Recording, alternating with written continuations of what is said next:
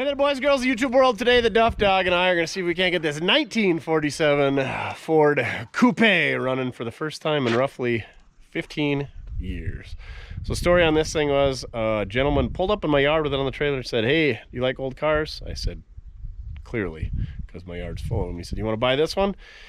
He gave me a price. He said they just drug it out of a barn this weekend, so I'm guessing he made a few bucks on me, which is fine. That's what makes the world go around.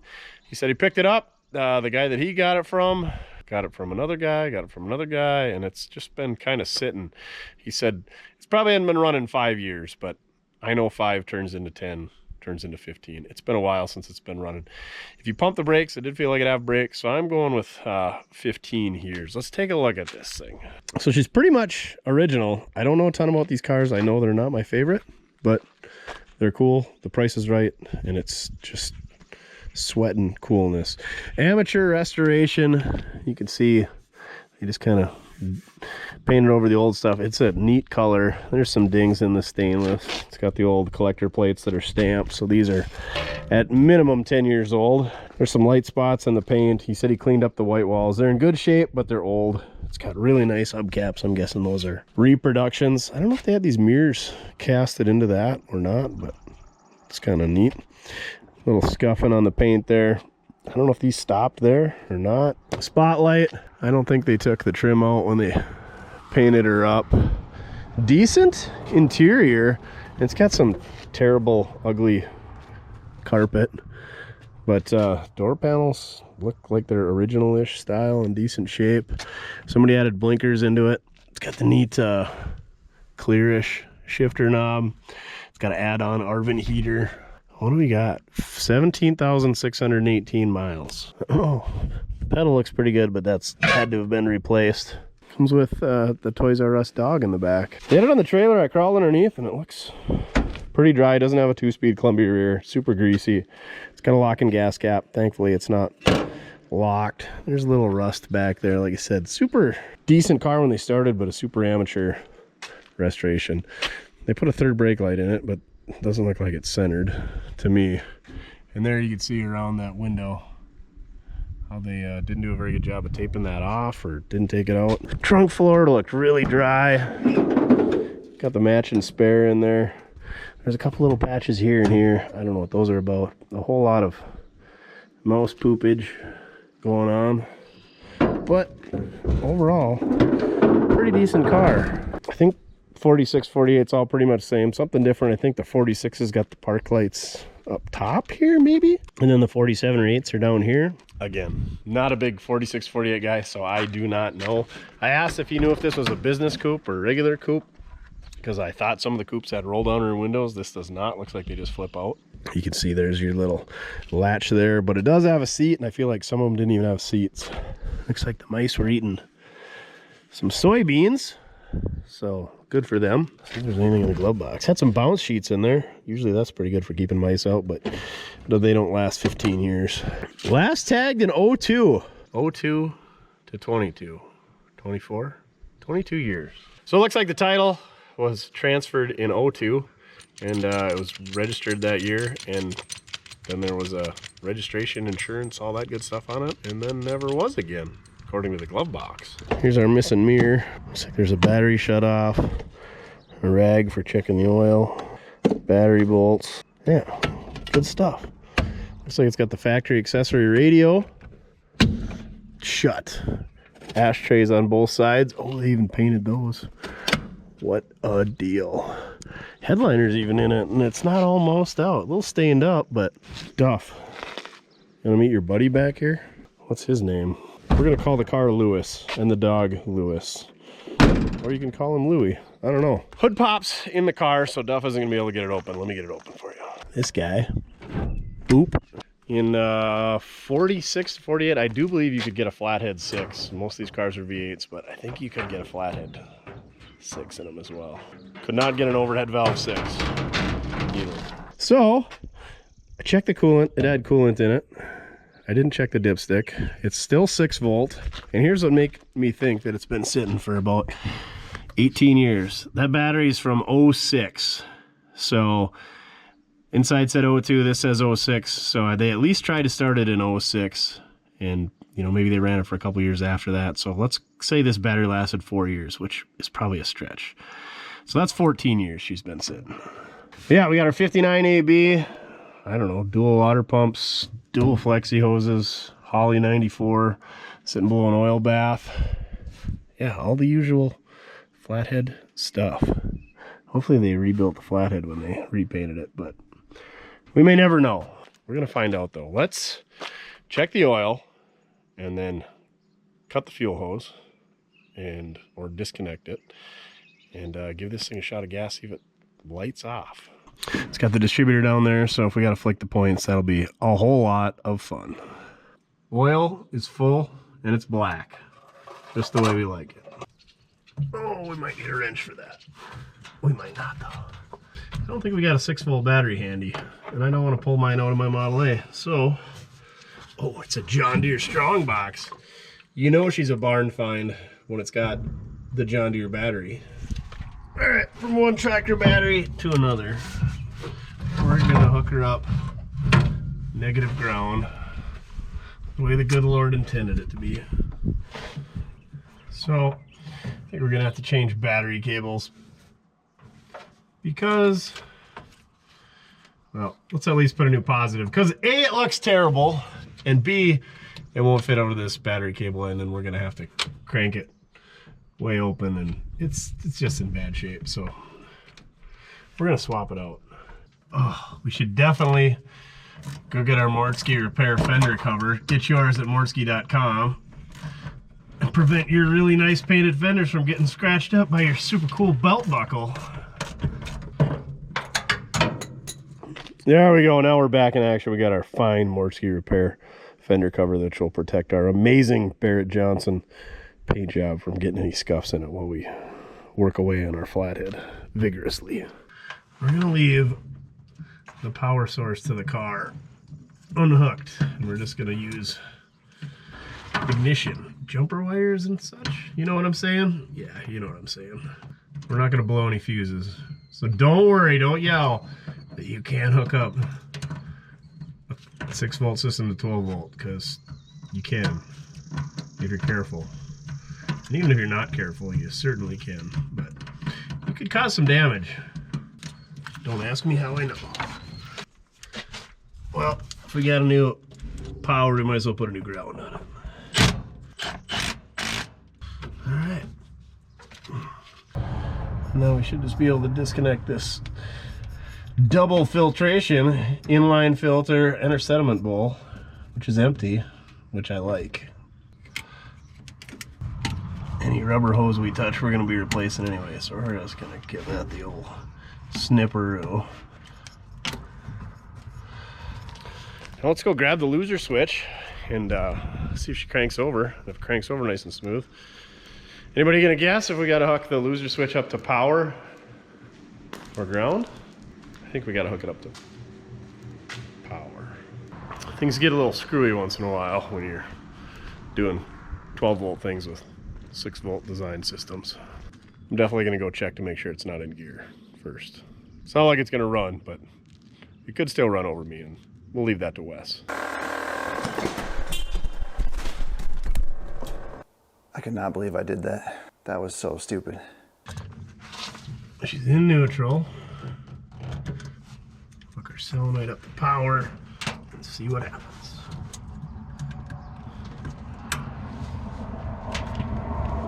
Here goes nothing. That's exactly what we get, nothing. What if we hook it to a ground? Nothing. Oh, it's because I hooked the wrong one. Now try it. There we go. If you guess positive, you're wrong. You gotta hook it to a ground. Let's see how smooth she turns over. These things, the flathead, valve in head, or whatever you're gonna call them, F head, the valves can't hit the pistons, so you don't have to worry about that happening.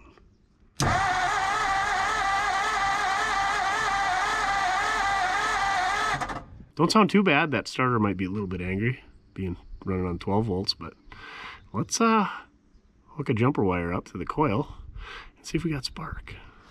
So our made in USA Ford coil over here, one of these wires goes to the distributor, that one, And this negative side is supposed to go to the negative side of the system. Anyway, we're gonna hook a power wire up to that.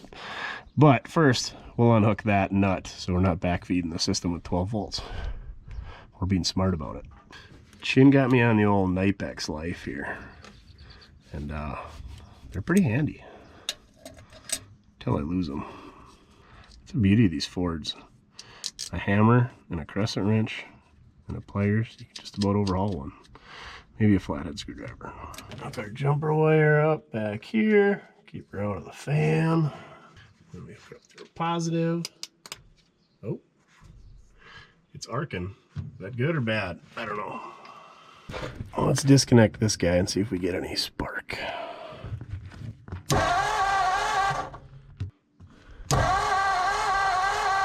Oh, I can see this one sparking. I didn't even unhook that one.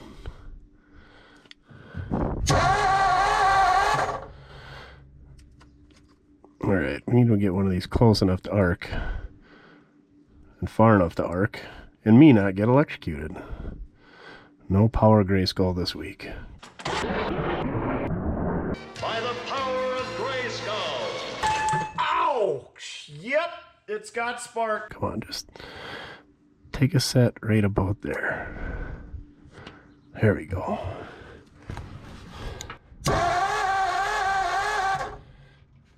Well, this one's better at it. That one's lighting off too. All right, let's give her a drizzle of the old hot sauce. Man, this will be way too easy. Why can I not remember how to fill the bowl on Holly 94? Probably because there isn't any way to, is there? I don't know. We're just gonna slosh it in there and see what happens. All right, let's see what happens.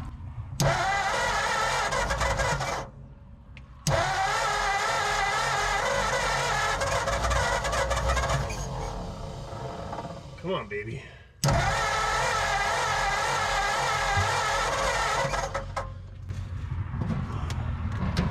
that carb stuck? Uh-oh. Uh-oh. How can we have a stuck carburetor? Dang it. A little sticky, not bad. All right, we're gonna shut her down. These 6-volt coils don't like being left on 12 volts for very long, so we're just gonna bypass that guy and put a different 12-volt coil on it. Do it right. I can hear it sizzling over here, so she's cooking out of there. Usually they'll last a fair while, but I suppose the couple minutes I had it hooked up when I ran and grabbed gas and everything else, I didn't like that. You can see she's freshly oozing out there. So we gotta unhook this positive side, which is now going to be our negative side on our other coil, and then there should be a wire coming out the bottom, that we definitely broke off, so I'll just wedge that in a different coil, and we probably should just take this one out of the way for now, but we won't. Look at how professional this is. We got a 12-volt coil with a bracket barely clearing our fan belt. Must be a little tension on there. We'll fix that. It's a little tweakerooski with the old bracket. 12-volt conversion done. All right, let's grab our jumper wire, see what happens.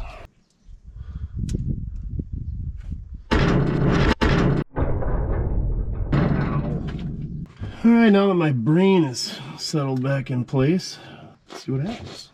Slingshot engage. Slingshot engaged.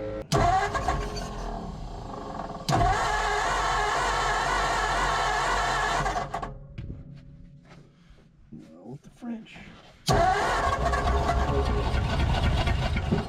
Oh, she's gonna run.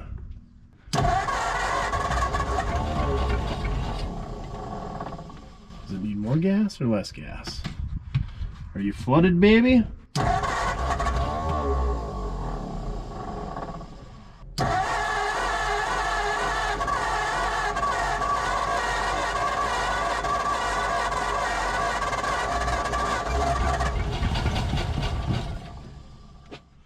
She's gonna go. We just need to get a fuel system. All right, let me see what we can come up with for a fuel system. All right, I picked this fancy nurse tank up off the old Amazonia. Let's see how she works. Another reason I don't like nice cars. Now we're gonna get paint all over, or paint, get gasoline all over our paint. Filling up our sediment bowl. No, why not? Has it got a leak right at the radiator? Yes. All right. I was hoping to not have to have a clamp. I'm gonna go grab a clamp. Whoa! Like I said, all over the paint. Good thing it came with this handy dandy little shutoff valve though. So the theory of this thing is it should be gravity feeding to the fuel pump, so we shouldn't need an inline clickety-clack. Hopefully the stock fuel pump picks up fuel. No leaks yet. Oh yeah, see a couple drips going into our sediment bowl. Hopefully that fills up after a little bit, and then our fuel pump does fuel pump things. But I don't have much faith in the old fuel pump, so the fuel pump's just got a diaphragm and they're made out of rubber. They might work for a few miles or a tank of gas or a couple tanks of gas, and then they usually just dry up and start leaking and don't pump anymore. So if we get it to run off that fuel pump, I'll be pretty happy, but I don't have much faith in how long she's gonna last. All right, now let's see if she lights off, picks up any fuel.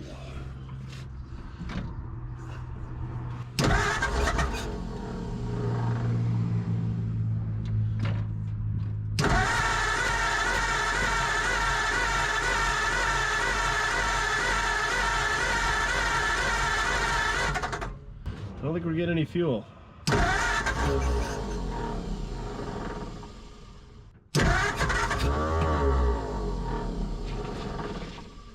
Come on, little 6-volt starter, be strong. Pull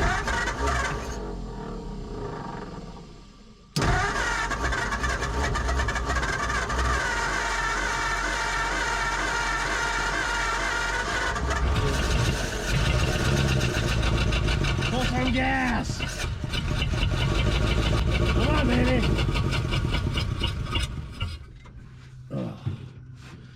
Oh, she's definitely pumping gas because it's leaking all over the carburetor. Stuck float.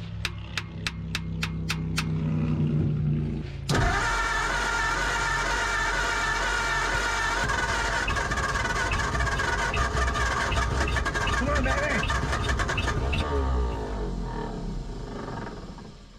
I think she's flooded.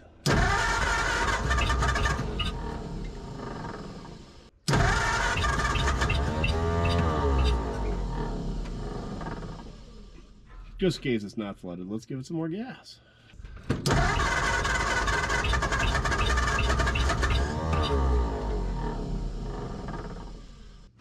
It's terrible hoods, you can't see nothing in there. Come on, baby! There we go! Picking up some speed! Come on! Don't die on me now! You got this! Come on, baby! Come on! Come on now! Pick up all the cylinders. Let's go. Come on. Come on. I know you can. You got it in you. Be a strong little flathead. I got it just absolutely wooded right now, but I think she's so fouled out. Either it's going to pick up those other cylinders or it ain't. I thought surely by now they would come up. Surely you can't be serious. I am serious. And don't call me Shirley. I've never run an engine this long, just flatline, just peg. What's gonna happen when I let off? It's gonna die.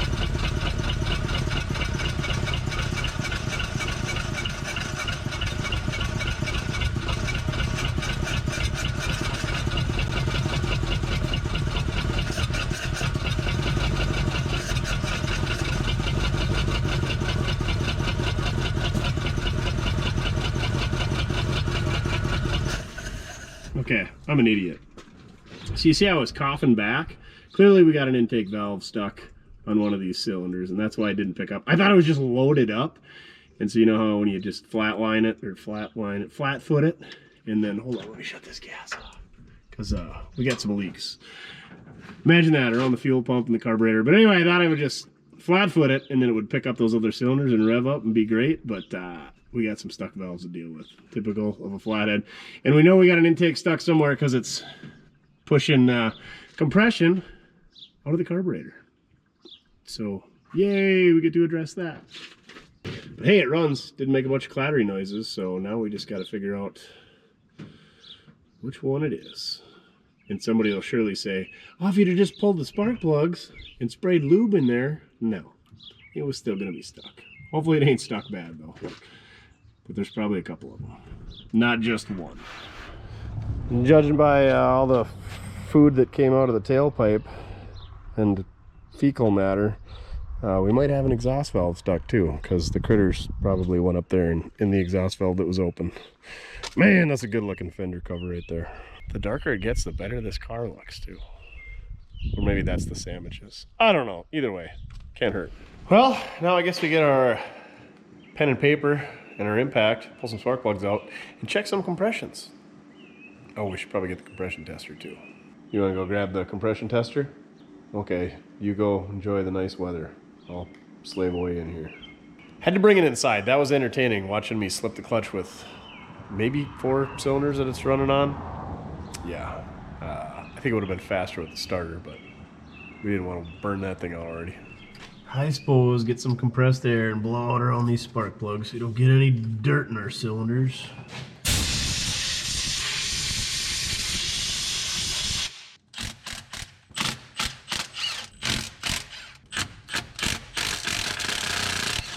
So I was thinking when I was taking these out, you should be able to tell which cylinders are hitting, because the ones that aren't hitting should be super fuely. But I didn't see any that are super carboned up. So that one's a little sooted up, ain't too bad. This one, I'm not sure if it was even hitting because it was all rusty down there. So that one might have a stuck valve. This one definitely was not firing. There is just a pile of crap in that plug. That thing was not doing anything. So hopefully we don't have a valve that's hung up there. And this one looks like it was hitting too, but she's pretty fouled out. It's kind of the same thing on this side. These two look pretty good. There's a little carbon on them. This one's definitely carboned up. And this one, not too bad. Moral of the story, I don't know which one's got a stuck valve in it. So we'll just have to crank her over and see. Alrighty. Wish we could get the throttle to stick wide open. How can we manage that? Well, I think the spring mechanism is in the foot feet. There we go. It just sticks wide open when you hold it back. Perfect. Start over here on the passenger side. See what we got. What we got is a solenoid that's not hooked up to the ground. There we go. 85. We definitely got compression there. Nada on the second cylinder. 95 on the third cylinder. Come on, baby. Let's break 100. Oh, so close to 100, but I think we're still going to call it 95. Start at the back on this side. 85. Oh, so close to 100. We're calling it 100. Weasel in behind the oil filter on these next two.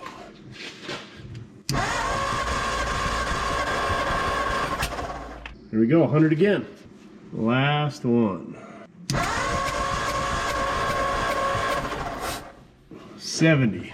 All right, so that cylinder, the second one from the front on the passenger side, so we're going, we speak Chevrolet around here, so we're calling that cylinder number 4.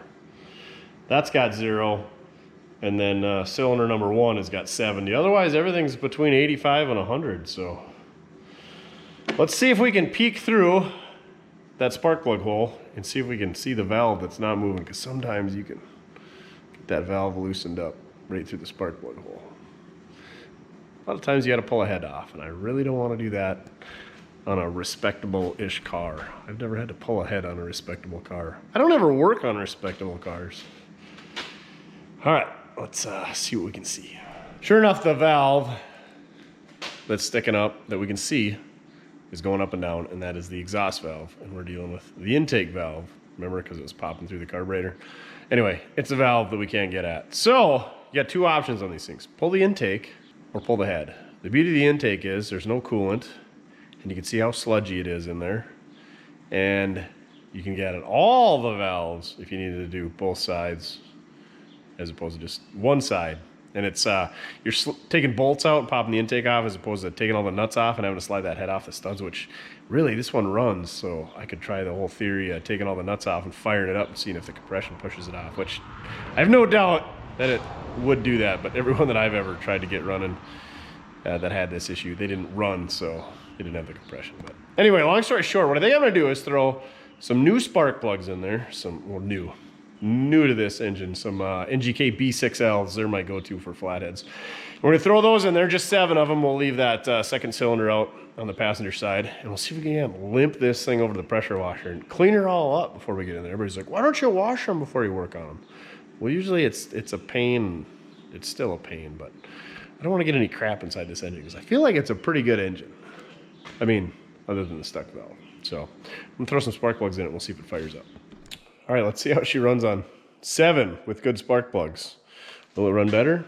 We don't know. That really terrible spark plug was in a cylinder that's got compression, so maybe.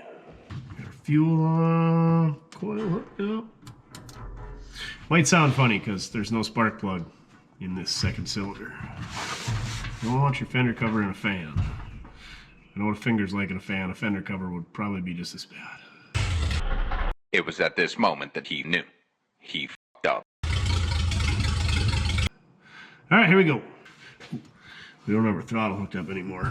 Let's hook that up just in case she decides to take it off on us. Here goes nothing.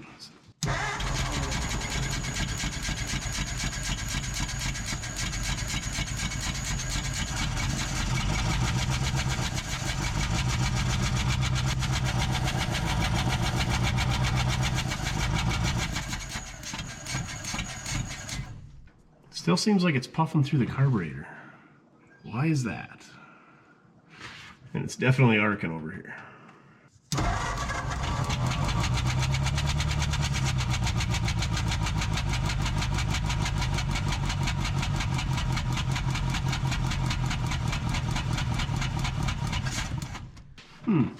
Thought it would run better on 7.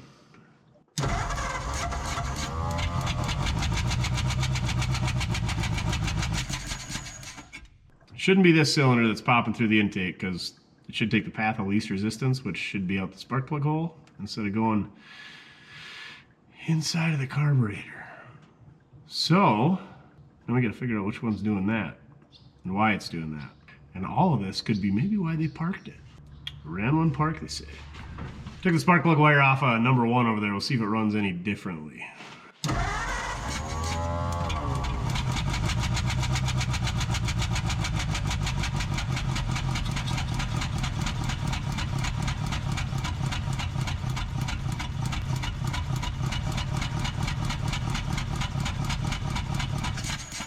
Sure seems like it's running about the same. Let's pull that spark plug out and see if that's what's causing us to cough through our carburetor. The reason I'm taking that one apart is because that one had the second lowest compression at 70 PSI. Way better than 0, but not quite in that 85 and 100 that everything else was. All right, let's give her another try.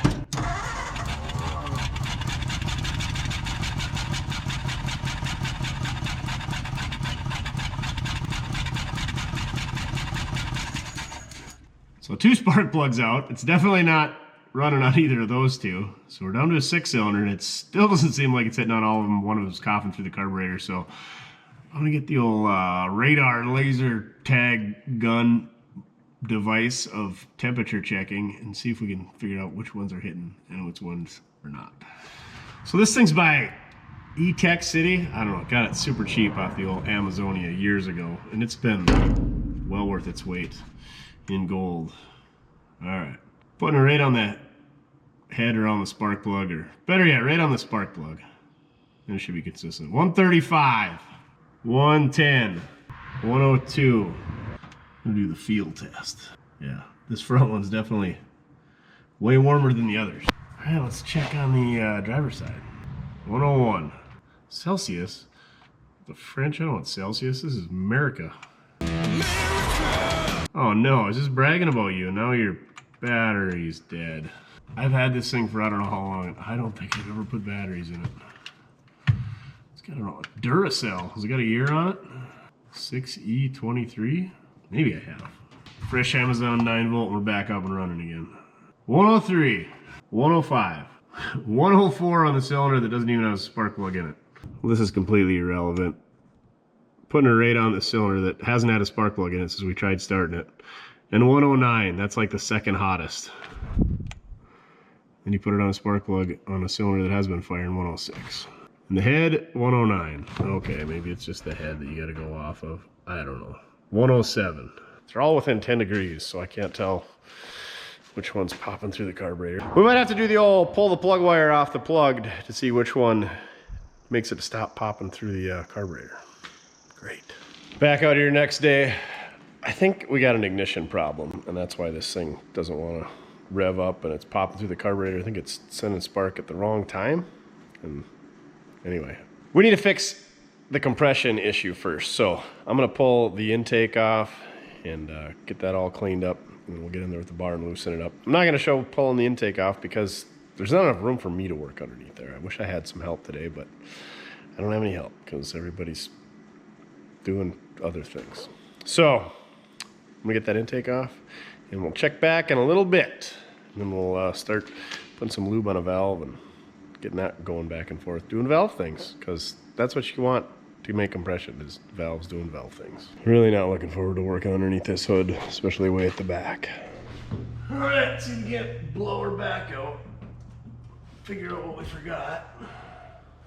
Definitely caught on something. Throttle linkage. Oh, good time to put an aluminum on one. An aluminum one on, it'll be lighter. All right, let me talk about Henry Ford here a little bit. Praise him. Maybe? I don't know. Henry and Edsel were really good at making things multi-purpose, multifunctional, multitasking. So here we go. This is the intake. The intake bolts also hold the spark plug wire brackets, which also holds the coil bracket. The front of the intake holds not only the generator on one bolt, but that bracket also functions as the fan belt bracket. Really a pain to tension these, but they did it all with one bolt. The fuel pump standoff is also your oil filler, which is also your breather, which is also your fuel pump stand. What else am I forgetting? I don't know, but yeah. Take all those bolts out, and I might as well take the spark plug wires off and the distributor cap off because they're all kind of tied together. And like I said, we had to take these two bolts off anyway, so that was just a bail clip down there. The coil, we had to take the two bolts out to hold the net, and we already had the wires off, so that was easy. Yeah, had to take a lot of stuff off to get that out of there, but it isn't too bad, actually. Would have been a lot better if it was clean. Speaking of clean, let's look in this engine. All right. I don't know what they call this stuff. Ash, sludge. Probably shouldn't be running my fingers through it, but there's plenty in this engine. I think that's from non-detergent oil. Anyway, we're gonna try to clean that out of there. It doesn't have adjustable lifters, so it doesn't have a reground crank. So maybe she's all original, or maybe someone put a replacement crank in it that's not reground and didn't need adjustable lifters. But anyway, we got some cleaning to do. And we don't have a brand new engine, unfortunately. And we got a stuck valve to deal with, but it's easy to get at now, hopefully. So we got that intake out, and I looked and both valves were closed on that second cylinder from the front of the passenger side. So we got lucky. It's not a stuck valve, it's a sticky valve. It just leaks back really, really slow. So with a little bit of Croil or some Zep or Freeze Off or JB80 or whatever we can find, hopefully we can get that thing loosened up. So really we didn't have to pull the intake, but now we can see what's going on and we can lube that bottom side, because that's where it gets stuck up at. So when the camshaft pushes the lifter up, which pushes the valve up, it gets stuck on that sticky stuff that's all over inside that intake. So we can clean that up first with some brake cleaner and then hit it with some penetrating oil. Hopefully it gives us some compression again. And the other beauty about having this thing all apart is, you saw we got the spark plug wires in the cap over there. We got two bolts, and we could take the distributor off, and we can look at that and see what the heck's going on there, how that looks. Maybe clean it up a bit, throw it back on there, and hopefully this thing will be purring like a kitten before sandwich time. No, definitely not sandwich time. It's been a busy day. Here, right here is the valve in question. You can see it's all the way down right now.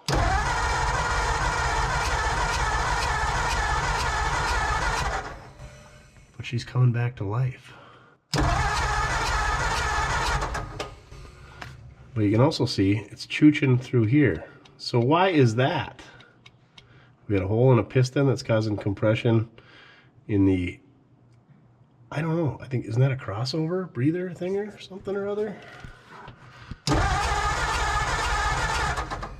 yeah, that one already looks better. Then again, it sat overnight with a bunch of penetrating oil in it too, so that couldn't hurt. Let's give her the old thumb test. Well, middle finger test actually today, because my thumb hurts because I smashed it working on a Cadillac yesterday. Let's see if we get compression today, because we had nothing before. Oh yeah. But why are we getting compression coming out of that?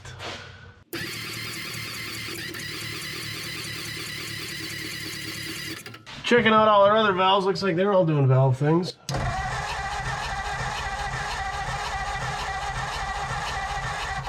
You can see our fuel pump push rod doing things, which we knew it was because it was pumping fuel all over.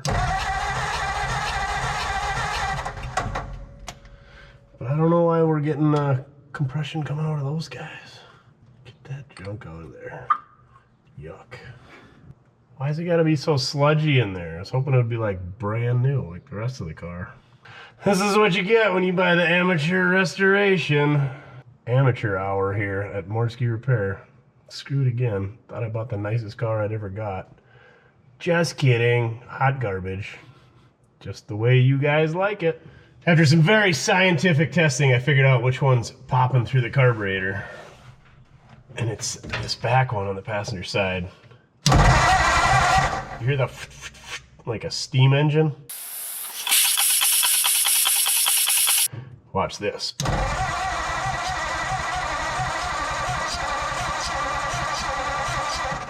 See how it changes sound? Now watch how it changes sound when I plug it.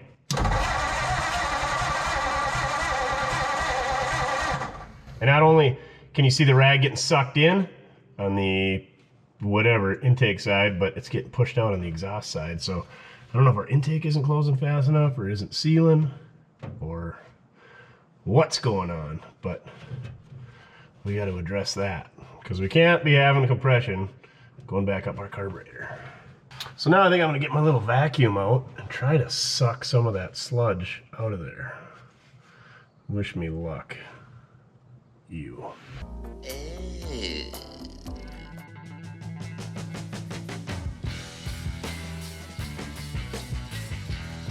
I was thinking while I was vacuuming thinking. I think they call this coke. She was a little coked up. And not the kind you do off the mirror in the bathroom. I wish there was a better way to get that stuff out of there, but other than tearing this thing down, I don't really got any good ideas. But you can tell how sludgy that stuff is, and you get that stuff on the valves, and that's what causes valves to hang up. So I'm going to start oiling up these valves, and we'll see what happens.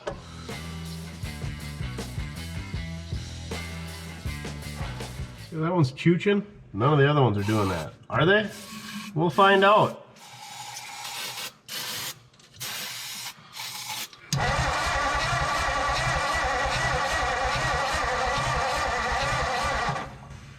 Just that guy. We're gonna need more battery. You're gonna need a bigger boat. I cannot figure out what's going on here, why it's popping through the intake. When we checked it before, it had 95 pounds of compression, but now I'm only getting 75. We don't have to worry about cranking the carburetor wide open because we got no carburetor. We got no intake. We got nothing.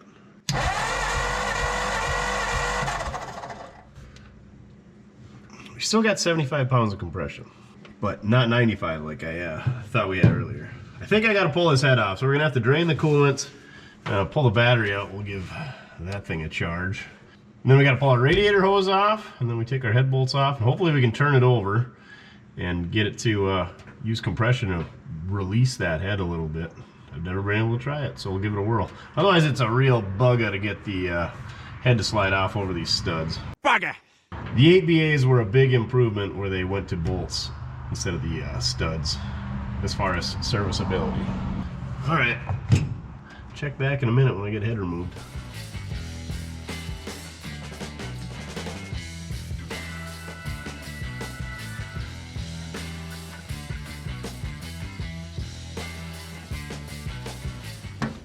Last one, these bottom four, I had to use the 3/8 Milwaukee impact here. And didn't want to quite take them, so you had to do the whole neutral drop. Get her spun all the way up and then shove it on the nut, because otherwise it just stalls. Of course that one it didn't, but you know what I mean. Spin her to the moon and stab it on there. The old neutral drop. Speaking of neutral drops, let's see if we can blast this head off by cranking the engine over. Except we gotta find somewhere to hook our ground up now.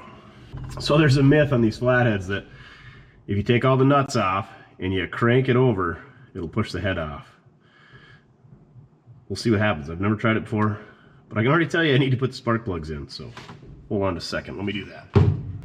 Without these bad boys, we're gonna have a huge air leak, and that's not gonna create compression, and that compression is what's gonna help to push this head off. Air pressure, per se. We already know that one's got a leak. All right, here goes nothing. Better put my hand over my face so that it doesn't blast me in the face when it flies off.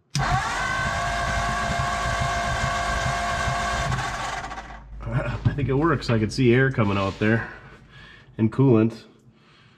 Man, I thought we had the coolant drain down low enough. We must not have.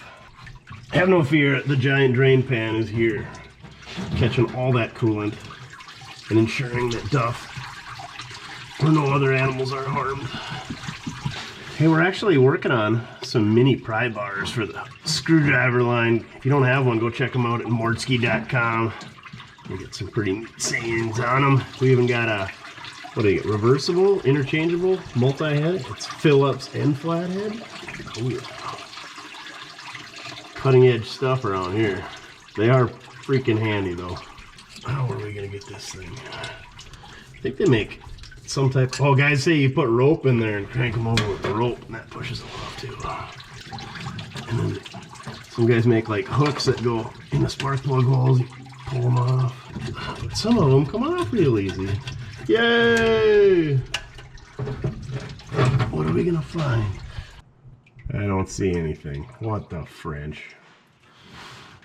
Well, the good news is the head gasket all came off in one piece. I fully expected to see some damage around the intake valve here, either the valve seat being just hanging out in the wide open, or chip in the valve, or a crack in the valve. But I don't have an answer for you. Well, let's clean her up a bit more and see if we can find anything else.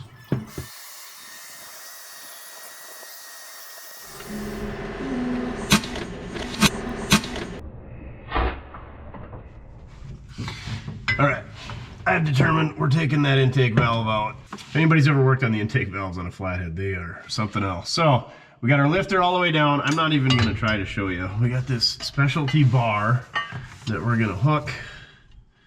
How does this work? God, it's been a while since I did this. I'm gonna pull down on the spring, and then I'm gonna reach up and try to pull the keeper out. And then the whole thing should slide out the top, right? Yeah, I think the spring pressure keeps the keeper in. All right, it's kind of surgical, like I said, so you gotta be a doctor, which I am not.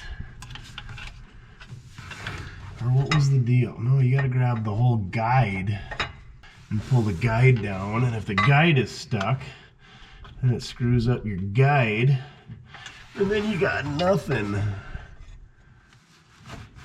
right, I think we got it. Maybe.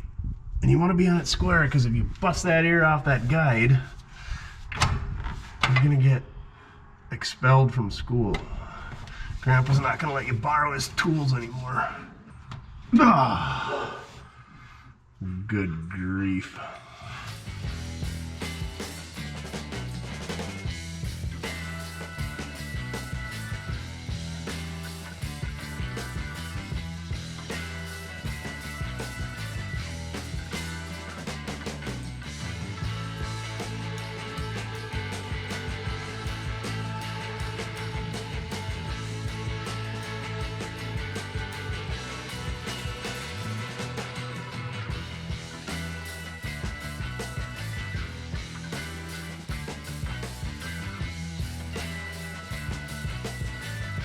One eternity later. So it's come down to this.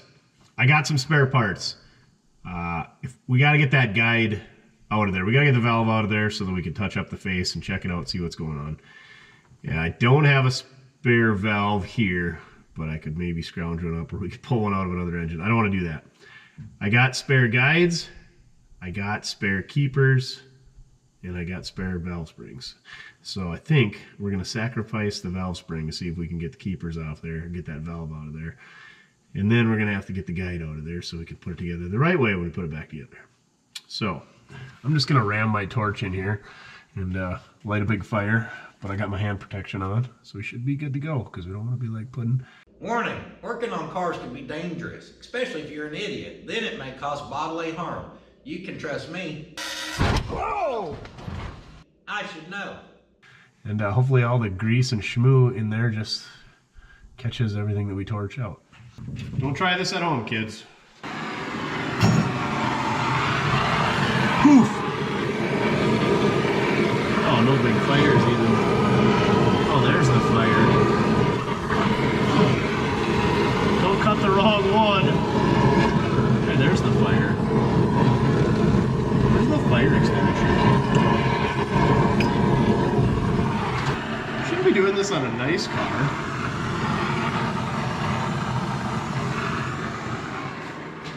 Well, that burns out a bit. I'm gonna get the fire blanket out and ready, just in case.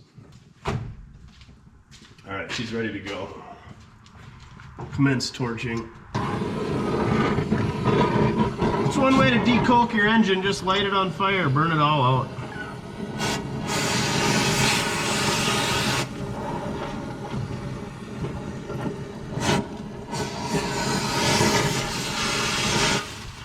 Boy, there's no fire in the car. Oh, he fell. Oh. Thanks for telling me that thing's on fire. Duff says we're clear in the car.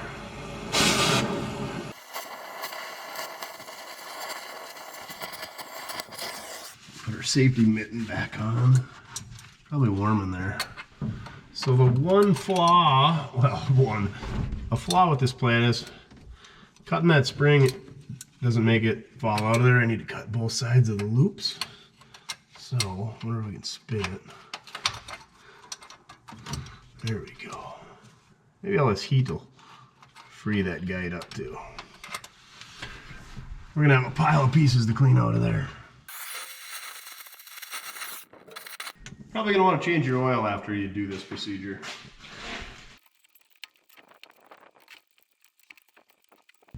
So hey, we haven't needed the fire blanket yet. We haven't snapped the valve head off yet. We haven't lit our hand on fire yet. I can hear all of you screaming at the TV screen that I'm doing something wrong though. I think we successfully got the majority of the big pieces out of there. Use a magnet to fetch up the rest. Now we just gotta get that valve and guide out of there somehow. You know, it would be really neat if all that heat that we just put in there just made this guide wiggle right out. Make my life a lot easier. No such luck. So, we still got a stuck guide. We no longer have a valve spring. Oh, it's a two-piece guide. What the French? I've never seen such a thing. There's a split right down the middle of it. Interesting. Interesting. I don't have any of those, so this might get interesting. Oh, we should just be able to use a new spray. We gotta get it out of there first. Let's spray some Zeppum on it when it's still hot. New can of Zeppum coming up. Freshish can of Zeppum, here we go. Can we get a good bite on it with some locking pliers?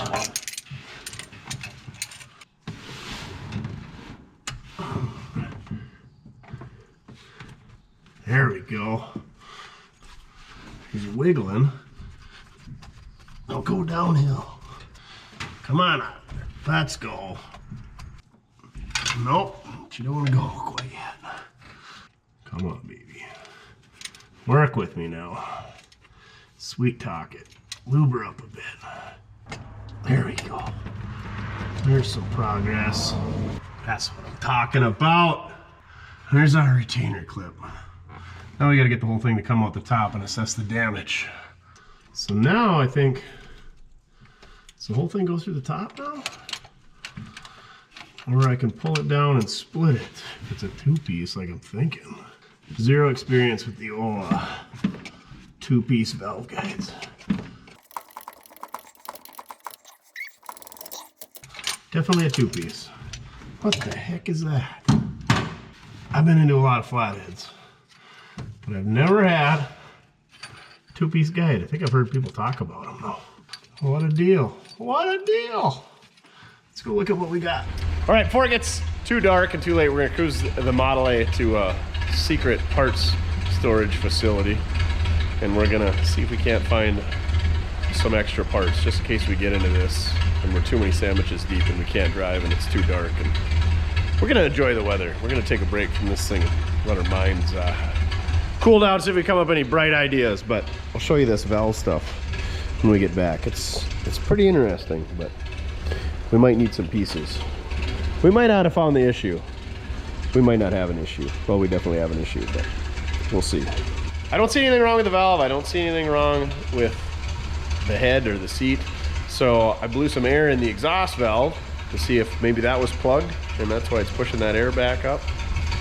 Couldn't see anything there, so yeah. I don't know. Head scratching. And we're already into this far. We just do a valve job on the whole dang thing, but if every valve's gonna come out like that, I don't have enough spare valve springs.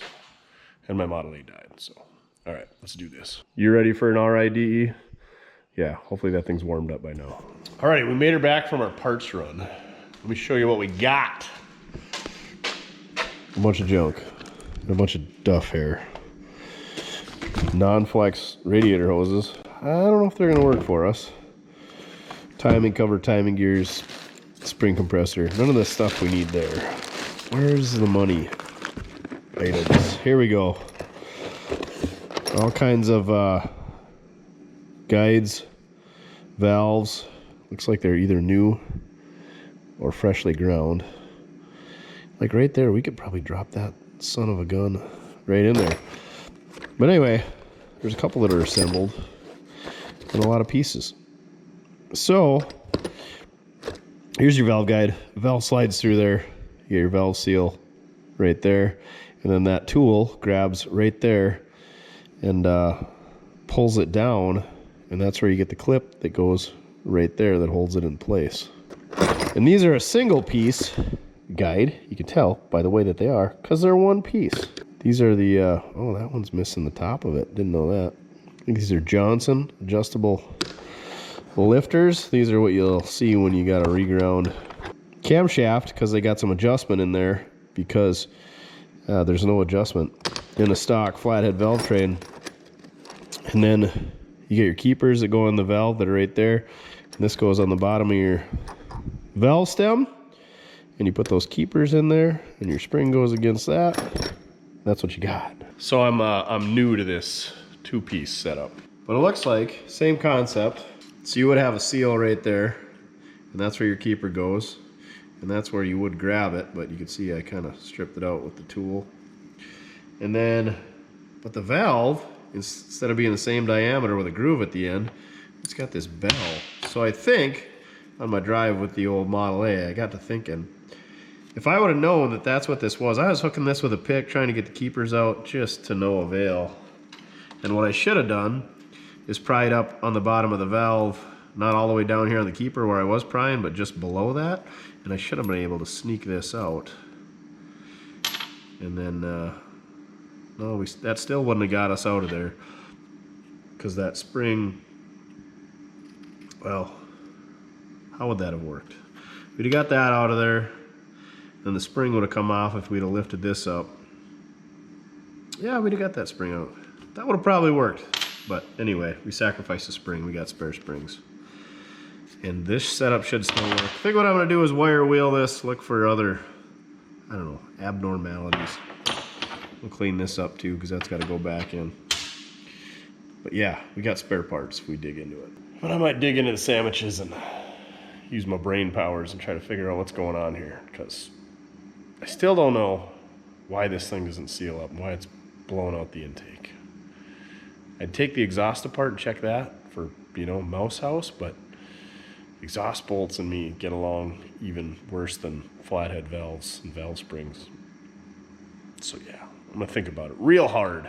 I'm gonna have a beer about it, as Junkyard Diggs would say. Go check those guys out. Good dudes. Chin met them on the old power tour. They even put their Mortske repair decal in their back window for the whole trip. You can see it in their video. Go check it out. All right, we have landed.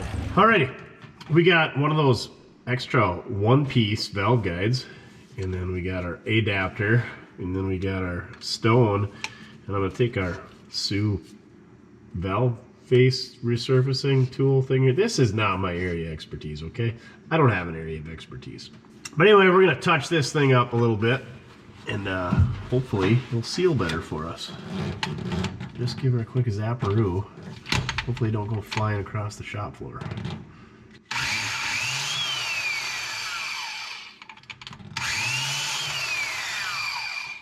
Just a couple of light taps. Oh yeah, looks real good. Real professional like. Now hopefully we can get this other valve guide back out here. It's hanging out in our bucket of coolant. Saving it for later. Yeah, looks like that touched up pretty good. Here's what this unit looks like all assembled. We got our guide, our keeper, our spring, and then the keeper at the other end. And took this valve to the wire wheel and all looks good. I do have a valve grinder, but it's not here. Ain't nobody got time for that. Mojo usually takes them home and does them at his place. And we're not gonna wake him up the wee hours of the night, but I might slide this in there just to see how she mates up. We got some grinding compound in the old valve lappers, and we'll see how she looks. All right, let's slide our valve assembly in there. Hopefully it all stays together. Drop her in. Come on. What the heck is holding us up? There we go. And I give a little hawk to on the end of the swizzle stick here and try starting a campfire. Hawk to it.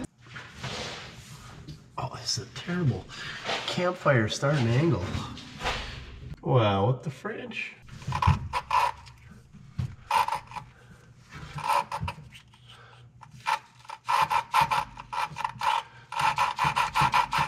Oh, this is terrible. This is ridiculous.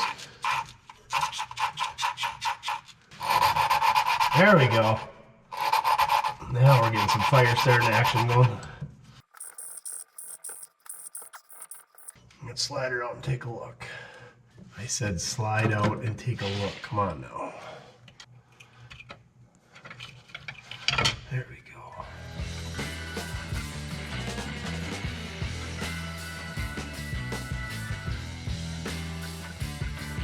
All right, I think that's where we're gonna shut her down tonight. Like I said, I'd like to touch this valve up before I put her in there.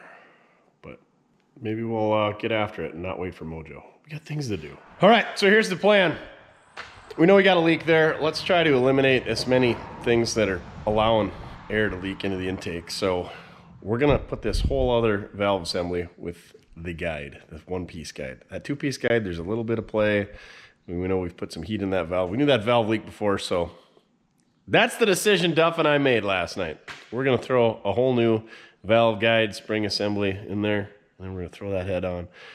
And hopefully we don't have compression, combustion, whatever you want to talk about, coming out the intake. First thing you gotta do is put a seal on this guide, and then we'll pop that in there and use our fancy tool and pull down on that spring and put our retaining clip in. And we're ready to go. I checked, this thing fits up real nice in there. So, it should be good. Got our new intake valve in there, new to this engine, that's what we'll call it. Ran her through the cycles a couple times, looks like everything's doing what it should, so we're gonna put some head gasket in a can on the head gasket, throw that back on there, and spin it over again, see if we got compression coming out through the intake, which we better not, otherwise I don't know what we're gonna do. Probably pull that exhaust manifold off. All right, let's do this. Go check our stash for our aerosol head gasket. What do we got in here? There it is. Right next to the goof off graffiti remover. Pretty fresh can even. So I'm a pretty firm believer in this stuff. We haven't put like a car on the road, have we? Oh yeah, we definitely have driven cars with this stuff. Yeah, it works. I don't like cleaning up that surface or the head gasket surface. This one, the head gasket stayed with the head. So we're not gonna clean up the head. We're not gonna clean up the block. We're just gonna spray paint the back of the head. Everything looks pretty good on this son of a gun. We're not gonna like, you know, spray the combustion chambers or anything. It's a Victor head gasket, so it's been replaced. There's a little bit of rust in the ports, nothing terrible like my 36 Ford pickup. I bet this is mostly rust in there. Yeah, look at that. So this is all the debris that I scraped out of just the passenger side of the block. One magnet full at a time. So I might just take a towel, blue paper towel, and dab this down, get rid of the wetness, and then do the same thing on the head, and then we'll give her a quick paint job. Copper spray a gasket, high temp sealant by Permatex. Part number 80697 if you're looking to get some for yourself. Duff approves. It improves heat transfer somehow. I don't know how that works, but it says it, so it's got to be true. They can't put anything on the internet that isn't true.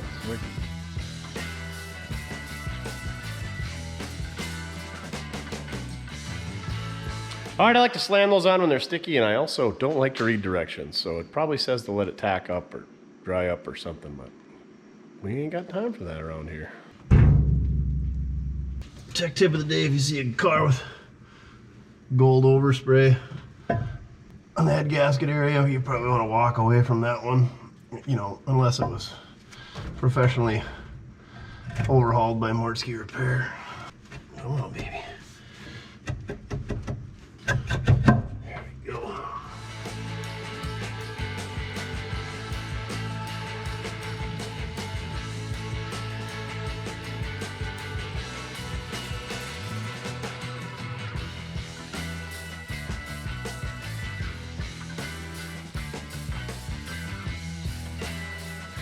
All right, here goes nothing. Positive vibes. We need them right now. No air coming out right there. No compression. Here we go.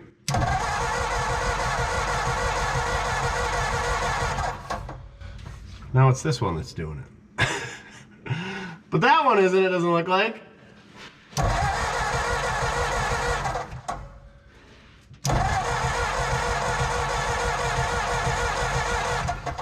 Maybe it's just a figment of my imagination. Let's scrape this crap out of that intake. Let's do the blue rag test and see if it pulls the blue rag down versus pushes it up. I don't know. Let's see what happens. It's definitely pulling it down instead of pushing it up. We should have done this before. I didn't think this was a thing. Here we go. I think we're on to something, kids. The blue rag test works every time. The blue rag test, 60% of the time it works every time. 60% of the time it works every time. That doesn't make sense. Oh, baby. We're getting close. Thanks for the positive vibes. We needed them. There's just a little bit of chooch coming out of there, but it ain't much because it doesn't push the blue rag out. Alrighty. Let's clean this thing up. I think what I'm going to do is just shmoo a little grease on this bottom of this intake gasket or on the intake mating surface. We're going to do the same thing, but we're not going to use the head gasket spray. We're just going to use grease. This intake's easy enough to pull it. Like I said, it's dry. And I suppose I could clean it up, put a new gasket on it, but let's not. Why would we start spending money now? All right, so what we're going to do next. Before we stick our intake on, let's talk a little bit about the distribution unit, also known as the distributor. Duff really likes distributors, apparently. So, I'm gonna use the clean one. This is one that I got laying on the shelf. This is kind of my, what do we call this? The loaner, the floater. When we got an engine that skeptical of said distributor, this is the one we throw on there. Not because it's anything special, but because we know that it works. So, this is a 2-bolt distributor. You could tell, oh, by the way, that it is. This is an aspen. You can tell that it's an aspen tree because of the way it is. They call these, I think they call them the crab style. So this is the cap off of this one. It's a crab style. And the 3 bolts are the earlier ones, and they are scuba diver style, or scuba helmet, or helmet style, or diver helmet style. But this is the go-to one for anything pre-1949. 1949 and up, they have a regular, kind of like a small block Chevy or 302 Ford style distributor. It's got a shaft that sticks out the top. These hang out right above the crankshaft pulley down here, so they're prone to getting wet. They're super hard to work on. So anyway, it's 2 bolts. You pop it on and off. You can see there's no adjustment. You just slam it on there. You get what you get. There is a small timing adjustment here that I never really touch. You have to have either a machine, like I have, a Sun machine, or a K.R. Wilson timing tool for adjusting the points on these things. And the funny thing about these, like I said, you can't see it. You can't work on it. It's hard to even get at. So it's 2 bolts. You just pop it on. You do it all on the bench. And not only do you got 1 set of points to go bad, you got 2 sets of points, dual points. Why? I don't know. And the way these things work, as 1 set of points opens, and it's just before it closes, it opens a 2nd set of points. Why it does that, I don't know. Not an expert. Somebody's gonna explain it. I'd say I don't care, but I kind of do care. You got 2 sets of points, 1 condenser, and then on the back here you got the 2 bolts, and they got this, it's not an eccentric, it's an offset tab, so it can only go on one way. It's pretty much idiot proof. So you just turn it to where it lines up, stick it on there, and go. Aftermarket, they make Kong, Harman Collins. There's a bunch of Chinese ones now, but those ones do have a little bit of adjustment for timing on them. And then here is what we would commonly refer to as the vacuum advance. There's this port that's got a hole in the timing cover. Hold on, let me grab you one. Right there. See that guy? Right there. It's got a little O-ring on there, and that's what seals it up. But it's not vacuum advance. It's vacuum brake. Why? Because Ford. I don't know. So there's a hard line that comes from the carburetor or the intake right to there, and then the passageway that comes to there.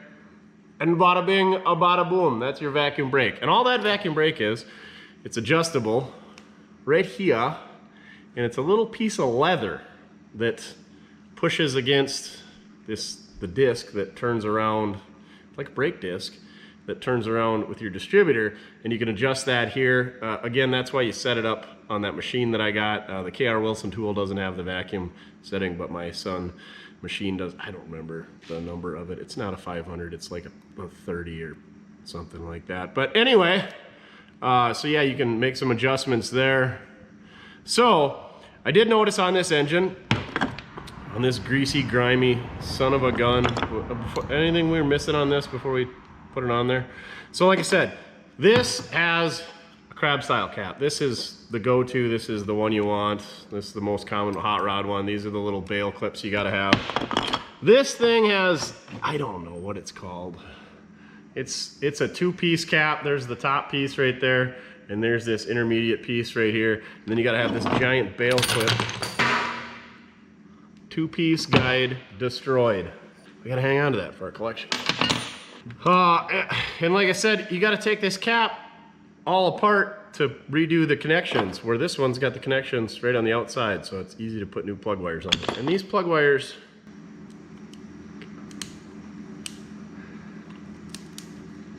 they're shot. So we gotta make new plug wires anyway, and we gotta fish them through here, and then we need a new cap. So I got a new cap here. The thing with these, you gotta make sure, and with any distributor cap and rotor if you can, put it all together and spin it by hand first to see if you've got clearance, because I've had rotors that were too big and they blew apart these style caps, and it could have been the cap's fault. But anyway, live and learn. So that's what we're gonna run. You can put the different style bail clips on these. On this thing, I noticed our vacuum brake port plugged solid with the same sludge that's in everything on this engine. And this set of points here on my left, your right, is not even opening. So when I said I thought there was an issue with the timing earlier, I was right. It happens once in a while. So I think what we're gonna do is we're gonna take this set, and then we'll put a new, is this the primary wire or the lead wire? Anyway, this wire sucks. We're gonna put a new wire on there, on that distributor. We're gonna take this, we'll clean it all up, we'll fire up the air compressor, yeah, and we'll put a new set of points and all that stuff, and then this will be our floater, maybe, if we can make it work. We gotta get Mojo good at these. He's good at everything else. Carburetors, starters, generators, alternators, rear ends. Not at automatic transmissions, he doesn't like those. But anyway, I got a Vern Tardell how-to book, and we're gonna get some parts maybe from like 3rd Gen Auto or somebody else. And we'll get the new vacuum brake setup. Basically all you do is you clean them up, put a new set of points in there, probably put a new piece of leather for the vacuum brake setup, new O-ring on the back here for the vacuum brake, new condenser, change over the bail clips, and a capacitor. So basically everything new, and then it should be good as new.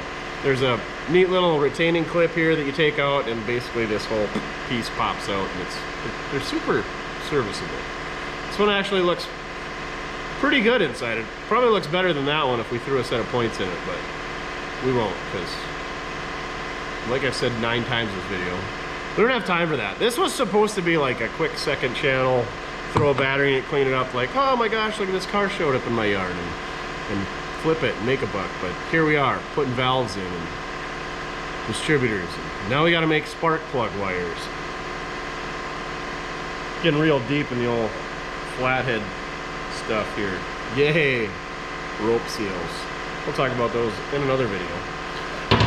So I'm gonna bolt this distributor on while we got the intake off, because it's easier, and then we'll continue from there. And then we'll put the intake on, and then we'll make some spark plug wires, and then the air compressor will shut off, and then it'll run a lot better. I don't know why 2 sets of points, and you'd think with 1 set of points not working, it would be perfectly fine, but it is not. And there's a whole bunch of this same goo right at the points contact, so I don't know how that got in there or what, but that definitely is not helping the whole situation. And of course Ford, they were really good about making things multifunctional. Well, they got a right set of points and a left set of points. You know, we couldn't just have the same set of points in here. I thought that was silly.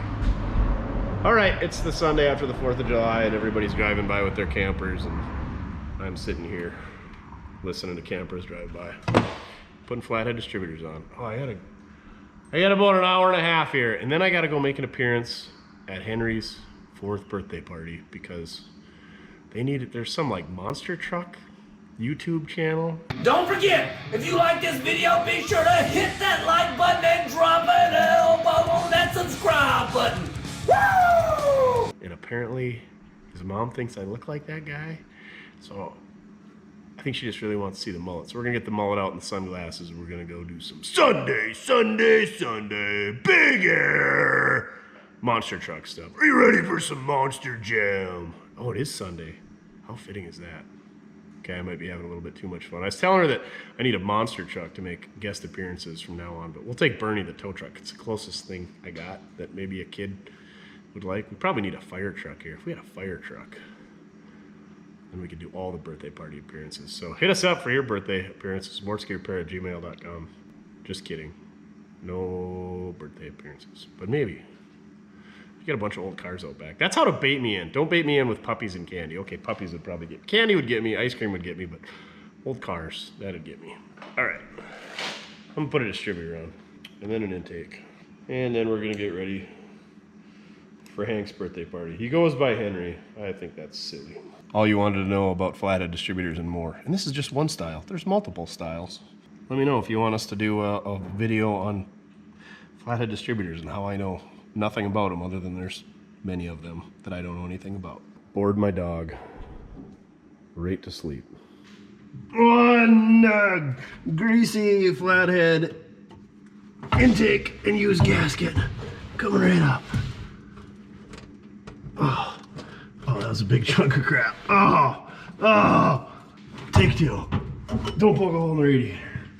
Oh, we definitely should have done some cleaning on that intake. So much crap in here. I wish there was just a way these things would stay out of the way. I mean, there is, but we're too lazy for that. All right, take 2. All right, where's the fuel pump shaft? Go in the hole. Go in your greasy hole. Why didn't you just go home? That's your home! Are you too good for your home? Answer me! Throttle linkage, go back. Oh, there we go. That's the money shot.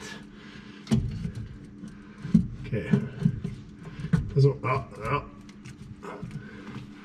You don't want to quite drop down into place. Maybe. What could possibly be binding? It seems a little teetery. Why is that? Probably a chunk of crap that's underneath there. Oh well. Okay, now we just got to put like 44 3/8 bolts in and tighten this thing down. We're ready to. And then we'll hook up our vacuum brake and our fuel line.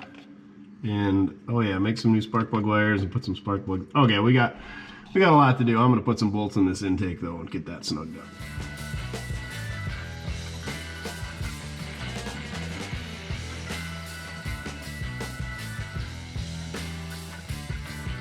So Flathead's got these really cool spark plug holders. What's really not cool about them is you got to make your own spark plug wires, which are cool because you can cut them to length and route them however you want. It just takes a lot of time. And you guys know I'm not patient and I'm lazy. But we're going to do it for you anyway. So watch me build these real fast, starting by pushing the longest ones through, putting a little tape on them, marking them, because once they're in there, you're not going to know which one's number 1 versus which one's number 4. Also, I looked on Speedway Motors, and turns out passenger bank is starting from the front to back, 1, 2, 3, 4. Driver's bank is 5, 6, 7, 8, which you probably knew that already. These cool caps are labeled. This is a black one. That's right. We got every color of the distributor cap around here except for yellow and red because we don't approve of those. And 1, 2, and 4 and 6, 7, and 8 are on their respective sides. But guess what? 3 and 5 are on opposite sides. So you got to remember that. When you're fishing wires through, you got to jump number 3 over here and number 5 over here. Rant over, continue making spark plug wires, and hating my life. I remember my dad he had some nice chrome ones and they had just like a single slot for each wire for his 34-3 window. And I remember him with like Dawn dish soap. They were hopefully not red spark plug wires, but I feel like they were colored of sorts. And fishing each one of them through there. And I think he's got even less patience than me. Well, that's what I remember. With me, he had 0 patience. Ooh, motorcycle pulling their trailer. Even the motor, oh, there's the big Ram pulling the Salem camper. Anyway, I remember him doing that as a kid. When I was a kid, not when he was a kid. Fishing these wires through. It being miserable because he had these chrome cool spark plug wire holders and you had to fish every single one through a single piece of chrome something or other. And it did not look like fun. And those spark plug wires have probably been on that car for 30 years, but it also probably hasn't ran in 10 years, maybe more. Maybe we should do a revival on that Ford Flat. Oh, that's right, it had a C4 transmission, but he got sick of that, apparently, so he took that out, and there it sits with no transmission. So, the project finishing is hereditary in the family. Now we just gotta, oh yeah, I was gonna label each one of those, and then I started talking. The not finishing projects is hereditary. And I labeled that one number 1, and that's definitely number 4. So bad at this game. Forever. Forever. Forever. All right, I'm gonna continue and finish. If you put it together, you get can finish. We're gonna continue to finish taping these up and marking them off and making custom spark plug wires for your 4 flathead. Hopefully it works.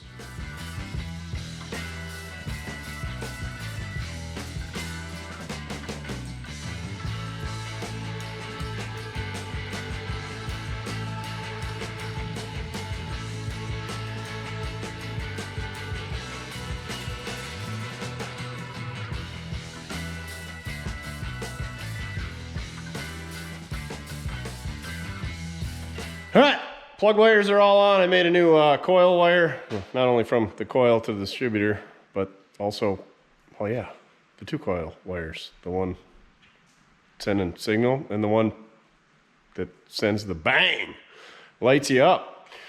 But anyway, I gotta get cleaned up. We got a little rain shower. Apparently Duff is afraid of thunder. This is a new thing. But anyway, we got a birthday party to go to, so I gotta get cleaned up. And we'll fire this thing up when we get back.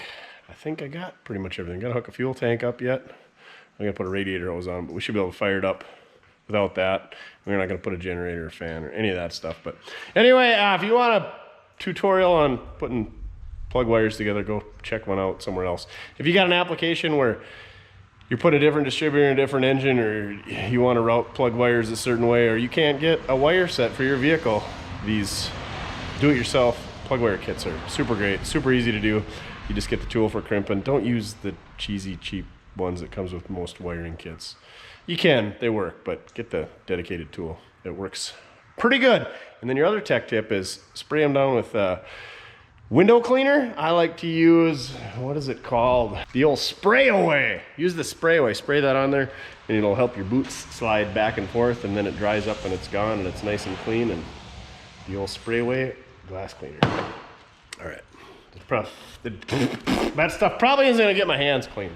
So I'm gonna have to use some, what do we use for that? Zep? That's the cherry bomb, the Zep cherry bomb to get my hands clean. And then we're gonna go to a birthday party. We're definitely not cleaning up. It's a monster truck birthday party for Henry, so I'm gonna tell him I was busy building monster trucks. That's a lie, but maybe this would be a monster truck. He won't know. You just gonna hang out back there hiding from the thunder the whole time? Okay. And AJ Mullet himself is back from Henry's birthday party. What a time, I tell you what. That kid has more toy monster trucks than I knew ever possible. Let's give this thing some fuel and some fire and see if she'll light off and run a lot better than it did the last time. You know, maybe with compression in 8 cylinders and spark on all of them at the right time, as long as it needs. I don't know. Gas is on. Ignition connected. The loser switch. Here we go. What did we forget? Who knows? Slingshot. Engage. What did we forget? What did we forget? Oh, we gotta hook the loser switch to the solenoid. Here we go.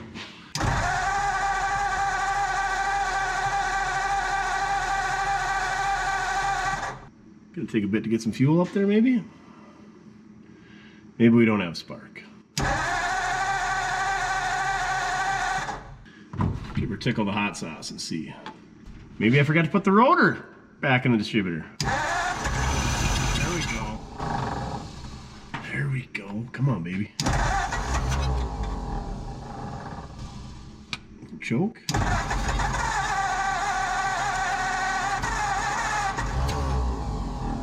Come on now.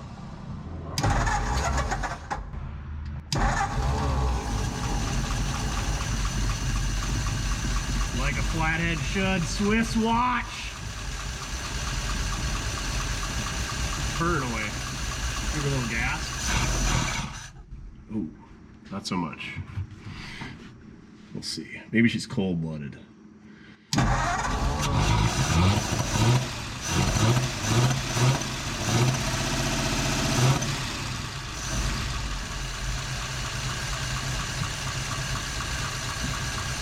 Little exhaust leak. Look at that thing, just putting away. Little ignition work, little valve train work. Get ourselves a flathead.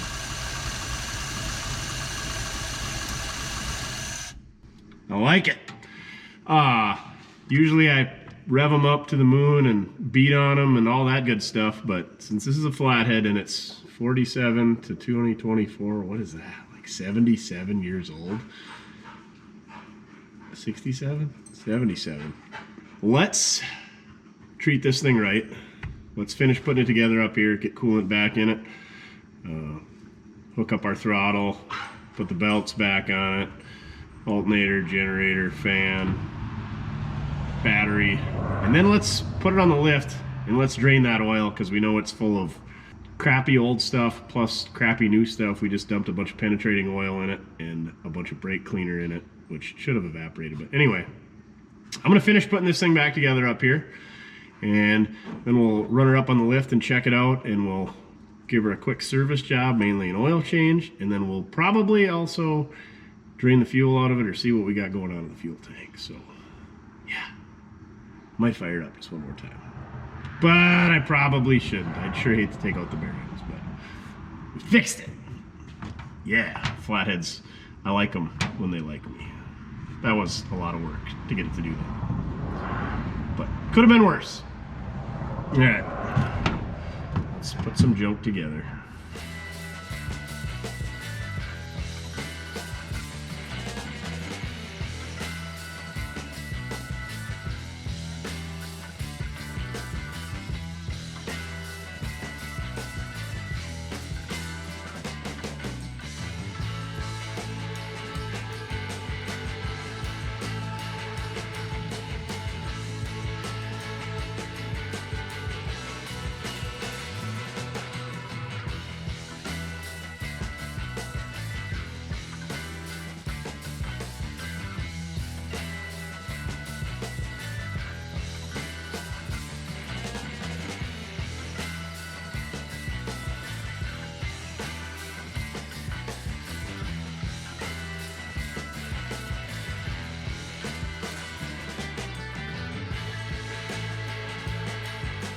All right, I want to spin this thing around in the lift, mainly because I'm lazy and also because the car's not centered. So I want to drive it.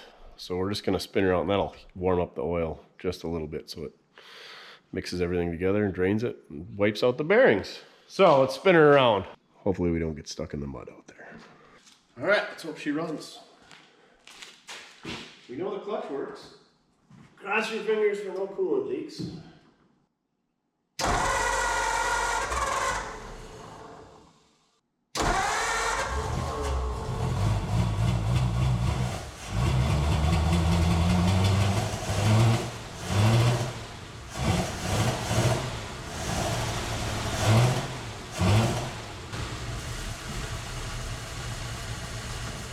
Something don't seem happy.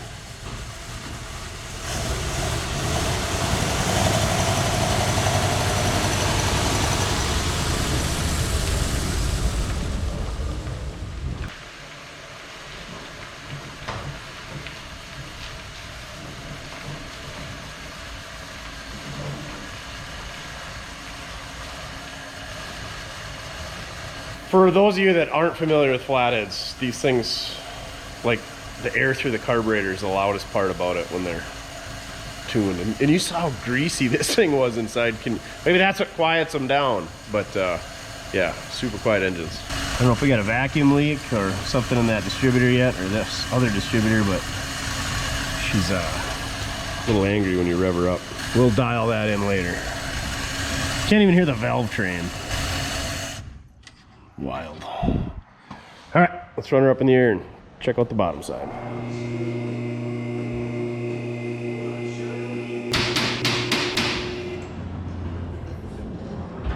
All right, let's take a look at the bottom of this thing. Like I said, I don't know a ton about 46 to 48, so I'll touch the high points. These are mainly parts cars. When I see this thing going up in the air, a lot of parts come to mind. Our fuel tank looks in pretty good shape. I mean, physically.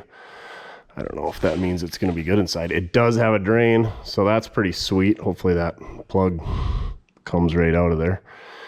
But And then we can not screw up the tank when we do that. And we can probe inside there and see how it looks. I think the fuel or whatever comes out is going to tell us the condition of that tank.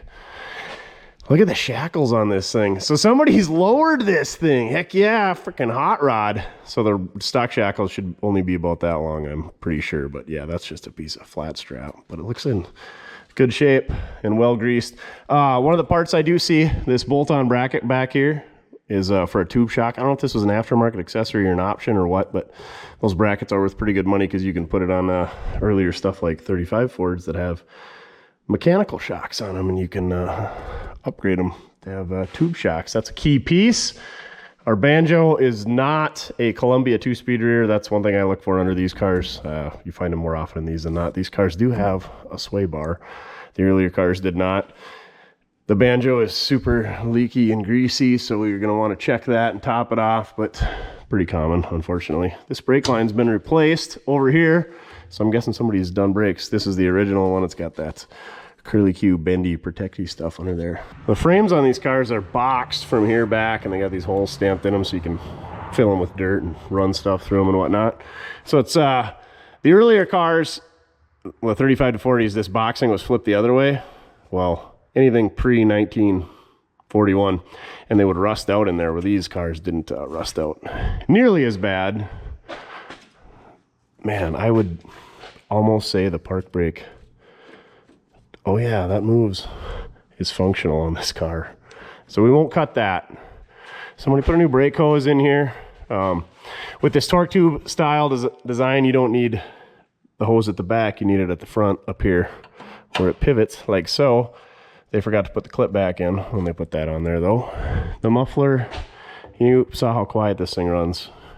That is an old muffler, and she's in not pristine shape, but it still sounds pretty good. It almost looks like it's blown out, but I don't think it is. I think that's the way she was maybe made. Real long snouts on it. Yeah, that's an old muffler. Super solid. This tape, I don't know if it's original, but it is some old stuff. That's pre-duct tape stuff. Whatever they're taping up there. Maybe it's interior pieces, but look at the inner rockers. Just flawless. Somebody said the front clip off. I noticed when I was working on it up there that it's got aftermarket hardware, so they probably swapped an engine maybe at one time. Definitely not, but maybe painted the front clip. Synchronized side shift 3-speed. The guts out of these are super desirable for doing hot rod swaps. I think these rear ends are a little bit wider, but I know we put one of these under one of those cars once, but they fit. Again, somebody's been in here, put a brake switch in. They label it tail, but it should be brake lights. So, and like I said, it's kind of got brakes, but they could probably use going through. Somebody put a new speedo cable in it at one point. Hopefully that works. These got the square back spindles on them. These brake hoses have been replaced recently as well. Again, tube shocks up front. There's going to be our giant oil drain pan plug. The old Flathead's a little greasy down here. I was worried because it was leaking coolant, but it's just out the overflow, so we're good. But it wouldn't surprise me if that head gasket decided to leak. Anyway, starter looks rebuilt. There's a bunch of green paint dripping down it. Somebody gave her the in-car overhaul. I can't believe it. The exhaust is in good shape. It's always rotten on these cars. I think you could get away with just putting a muffler on it if you even wanted to do that. If it's up to me, I'm going to keep that on there. These tires look good, but again, they're at least 20 years old, so I'd replace those. The tailpipes even, I mean, it's there and it's pretty solid. Trunk floor, can't see much because of the fuel tank, but really solid. Here's the support, and there's like maybe a little bit of a bubble of rust on that body support. Look at that, 1, 2, 3, 4 body mounts. These things were mounted like they were going to be used as off-road tanks. Floors are super solid. Man, this is wild. Like, you can still see crap in the rocker panel that's wood rusted out if it saw some humidity. So it must have been stored in a really dry place. Wow, this thing is clean. Again, look at all the dirt that's in there, but it's not rotting anything out. So guys should clean those out ASAP. Another body mount. Again, super solid in the body mounts. And nobody's had this thing off the frame. I can almost guarantee it because it hasn't been painted. You can tell, I thought when I was picking it up, you could see they painted inside the wheel houses. I thought the frame was painted. I'm just dreaming. Oh, she's had some damage. She's been hit in this corner, and that frame rail's tweaked a bit there. But if that's the extent of the damage on this car, that's pretty good. Can we see anything on the body where it was reworked over here? Huh, interestingly enough, there's some torching that's gone on up there, but I don't really see any body damage. They probably replaced this fender when that happened. You sick of me walking around underneath a 47 Ford yet? I'm too intrigued to quit. We're just about done though. See, these mounts they're ugly, but they work. And guys look for those. These drum backing plates and the hydraulic brakes on these cars are desirable. Guys use them. They're not as desirable as the 37 to 41 spindles and backing plates, but these ones aren't bad property at all. These hubs are actually more desirable for putting 45 fin brakes on them. Front sway bar, super greasy, so I like that because that means she's been maintained. So yeah, I see a lot of good parts on this car. Tube shocks up front. Looks like those could be replaced. The bushing's pretty shot there. Even worse on the passenger side. Let's check the frame horns out up front. Oh yeah, this side's tweaked over a little bit. See how these bumper brackets are inside of the frame? And it looks like there's a spacer in there. This side, they're both on outside of the frame. So she's a little tweaked. And then that frame rail's perfectly flat vertically here. That inner fender's tweaked a little bit. Again, it's a farmer restoration. Yeah, that's been tweaked a bit too. And you can see how that frame rail's dimpled over right there. Not bad. It wouldn't take much to straighten that, I don't think, with a porta-power. Sway bar up front, and then this panhard bar. Yeah, on the back, it's a panhard bar, not a sway bar. So yeah, let's look this thing over. All this hardware's been replaced. Somebody's had this front clip off, and you can tell they painted the radiator and the frame to the firewall forward, but not on the backside. And they didn't clean her very well. But again, I like seeing grease better than stuff that's been run dry. Oh look, spare pieces. She could use a good pressure washing on the lift. You know, why not? We're working on an old Ford. An old farm boy laying on his back is not going to go looking for the right size socket. He probably has the right one though. We're going to pipe wrench it because that's what my grandpa probably would have done. Oh, I put the only pipe wrench marks in this entire nut. Just kidding. What's going to be behind door number 3? Big money, no whammy, no whammy, no whammy. Big money, big money, big money, no whammy, no whammy. Ooh, there's a couple chunks there. Well, this drains out and I stare at it. I know I should be putting like 30 weight non-detergent in, but do you think I have any of that? You know what? I might have bought some for that Model A. We should probably start stocking it. But I think it would be completely fine to run detergent 1030 or 530 through this thing. I don't know. Change oil regularly, like, I don't know, every 500 miles. I'm not even going to say, if you're going to do that, change your oil, because I'm not going to get into that liability clause thing where people are like, Mortske repair told me I wanted to change my oil every 18 years or 47,000 miles. People do that. You know that? Like, my cars usually sit for 3 years before they get 1,000 miles. So I try to change everything at least yearly. There's not a lot of vehicles that get that mileage on them. Usually it's about 2 years that do. The ones I probably just got done. Like the 67 Chevy pickup this year, that thing's gonna need an oil change because we've been driving that everywhere. Ran her, is it the 5th of July? But yeah, the day we got this thing. Ran her to Whopton and back. That was like 120 miles round trip. Took her like a champ. All right, I'm gonna get my glove and reach up in there and see what we can figure out. Hopefully nothing. Ooh. I mean, are we surprised after seeing what was up there? Yeah, it's just all this sludge. That's exactly what it, oh. Like I've had some where you like, it's like harder than Play-Doh. It's like clay. And you can see right where the oil pump pickup was in the pan. Yuck. The truck pans have a giant clean out you can take out in them. We found a mouse nest in one of those. They went through the breather and went down into the oil pan and made a nest. I kind of want a pressure washer and just blast up in there. I don't think it would hurt anything either. Maybe we'll do that when we get her on the lift and get a few miles on it. The next oil change. Mortske does not recommend you douche inside your Ford Flathead, but we might try it. I don't think the Mortske oil pan douche is gonna take off like the Mortske flick, but time will tell. Always wear your rectum gloves. Rectum, damn near killed them when you're fingering your flathead oil pan. All right, I need a sandwich. Let's give this fuel tank drain plug and the camera a blast of zap. Cut to a commercial break, but I wipe off the camera. So I don't have very good luck with these square plugs.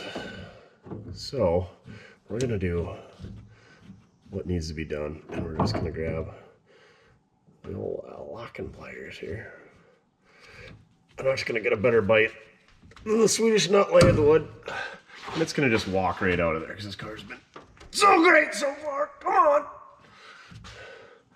you've been a lot of fun to work with. Come on now. Oh, come on, Louie. Uh-oh.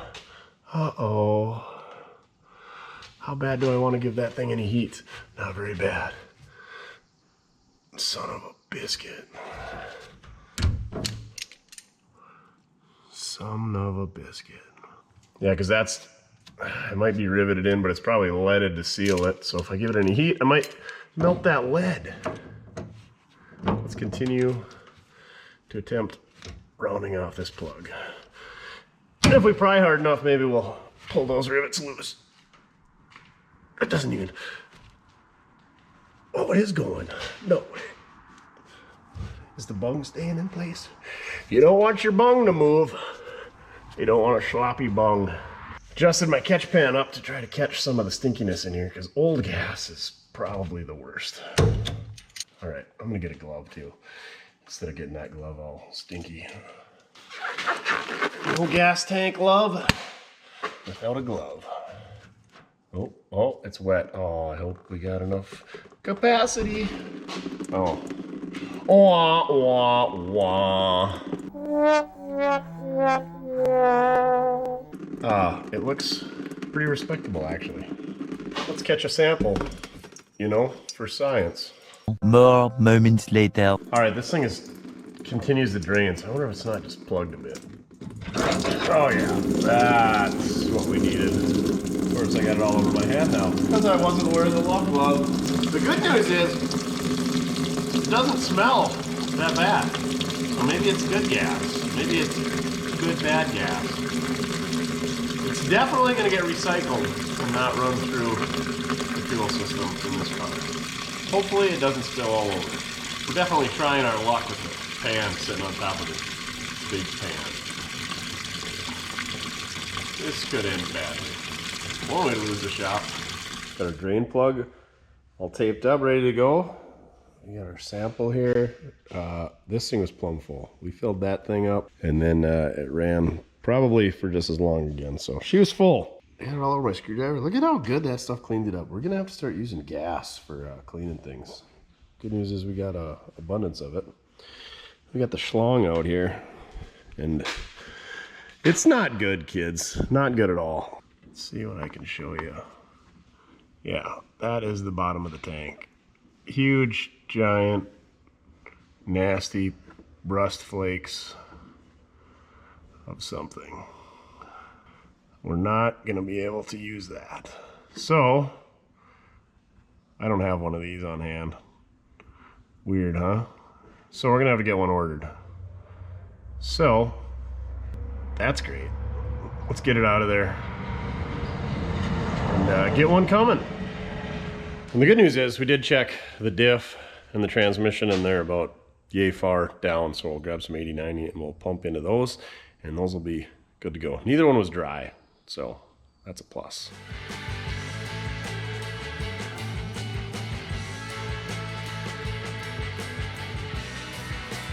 All right, we threw in some of our favorite 10W30 diesel engine oil. I don't know if that's any better or not. I did dump a jar of zinc in it, so hopefully we don't wipe out a lobe on a camshaft. I'm sure we'll be just fine.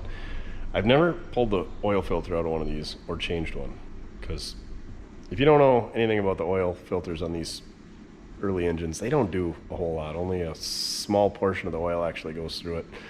But as sludgy and crappy as this one was, let's pull it apart, take a look at it, see if there's even one in there. I'm sure it's super sludgy, so we'll probably just pull that whole assembly off there and clean it up and see if we can't get a filter, because I'm almost positive I don't have one, because like I said, I've never changed one before. I've taken a lot of filter assemblies off of cars, but I've never actually changed a filter in one. So we're gonna learn together. This one ain't been apart in quite some time, it seems like.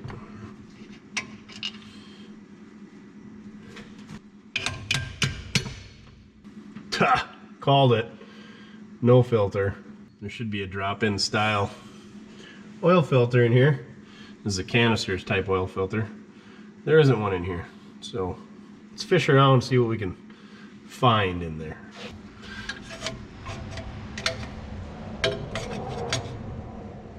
A little bit of sludge, not too bad. Not as bad as the oil pan or the intake. This definitely would be a good candidate for a filter, however. So we're gonna get one of those on order. Look at this classic, the good old Hastings LF101. It's got the Hastings guy on it. He's pretty freaking awesome. They need advertising like that. Anyway, this is a gem. I got it labeled that it's for a 235, so apparently it works on 235s and flatheads. Ooh, even comes with new seals. Not only do we run vintage oil, we run vintage oil filters as well. Come on, baby. Drop in there. What's your problem? Just a tight fit? There. We want a good tight fit for all that filtration. We're going to use our screwed by Mortske repair magnetic screwdriver. Get yours at mortske.com. We're going to fish this old seal out of there. Put the new one in. I'm going to go do this somewhere near a trash can so that I don't get this all inside of our freshly replaced oil filter setup. Alright, that took some effort, but we got her out of there. You don't want to stack these up or they like to leak. Oh yeah, this thing's going to be real good. Wonder how long this thing's been run without an oil filter. Probably its whole life. Let's hope not. And like I said, these oil filters, they don't really do a ton anyway, but every little bit helps on these old engines. What are we getting the mail, Duff, from Old Tanks Incorporated in Monticello? It's a 47 Ford fuel tank. Let's go ahead, put that in a 47 Ford so we can get rid of this jankiness. Where does that term come from? Janky? I don't know. I don't know if I showed you guys this, but this is like the extent of the rust in the floor. It's not bad. Not bad at all. Somebody did, okay, there's a little rust there, and somebody fixed it with fiberglass, so it's not really rust anymore, it's fixed. Probably gonna want to clean that fuel filler neck out too while we're at it. Not a bad idea. All right, let's put a fuel tank in. What's that wire for? We may never know.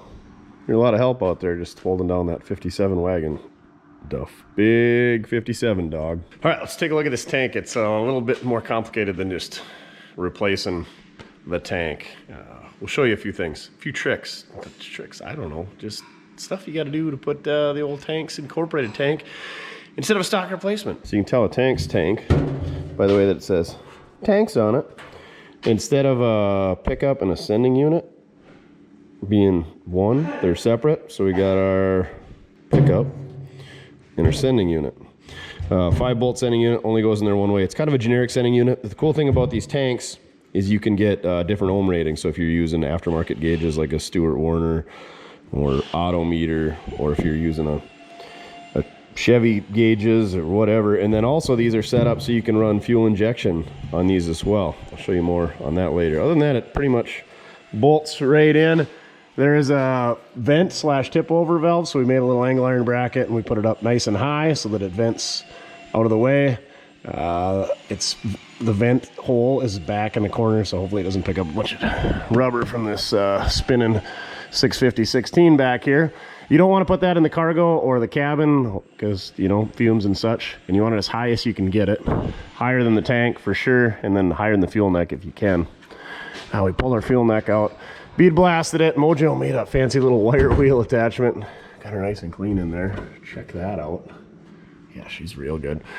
It doesn't have the same hookup as this, but we got a barb on the end, so we'll just slide a hose over that and clamp it. Let's show you the sender and the pickup tube. So all this stuff is generic. It fits different things. So we had to shorten up the sender.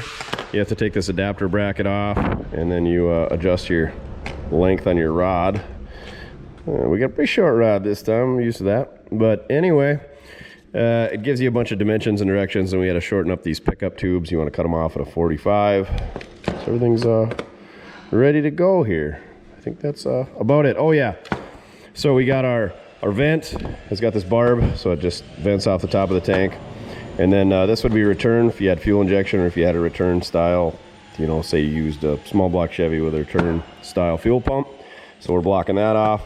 And then this is our pickup, so we had to block that off and then get a 1/4 inch barb fitting to put in this one. So yeah, we're ready to throw her together and put her up in place. And put some good old ethanol fuel in there. But seriously, I run ethanol and everything. I don't seem to have any problems. A lot of people hate it. Love it or hate it. A lot of people commented on the old Cadillac and the ping in there that maybe that thing's got a pile of compression. We got to put some higher octane stuff in it. So I don't know if we can even get 91 in town here. Probably got to drive 15, 20 miles to get that stuff. So maybe we'll go on a little road trip and throw that in there, seeing how nobody's bought my Cadillac. A lot of comments on the wheels on that thing. A lot of people like it. A lot of people absolutely hate those wheels. So you can't win them all. All right, let's put a fuel tank together.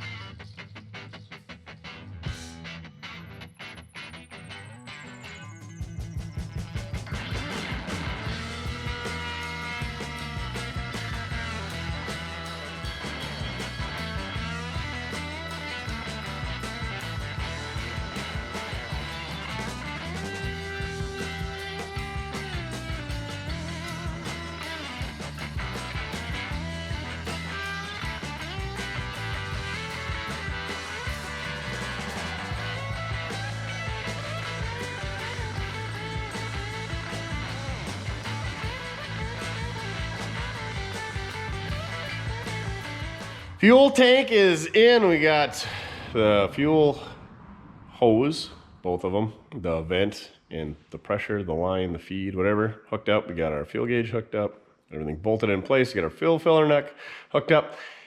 And while I was ordering fuel tanks, I ordered some shocks. So let's get these guys put in there. You know, I went with the cheapest and blackest ones of all because I'm not a fan of orange, blue, yellow, red, any other hideous shock or color combinations of all of the above. So we got some Gabriel Classics, and the brand you demand, I have no idea. FCS Auto. Anyway, should be pretty straightforward, I'm hoping. That guy there and that guy there. We're gonna hit them with some Zeppum. That should be pretty easy on the rears. Let's go take a look at the fronts. These guys were the real reason we're doing shocks. This bushing is hoisted. So take that guy there off and that guy there off. Yeah, I think we can handle this. It also appears as we have a wheel cylinder leaking. Huh. Who would have thunk 50-year-old brakes leaking once you start using them? So we should probably pull that right front wheel off at a minimum.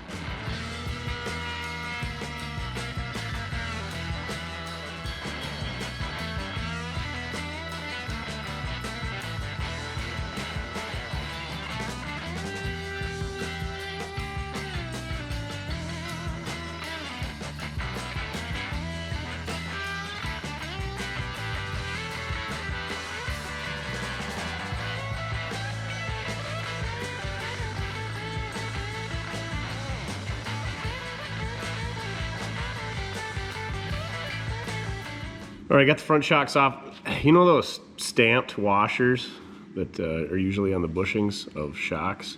Usually that cup is supposed to go towards the rubber bushing.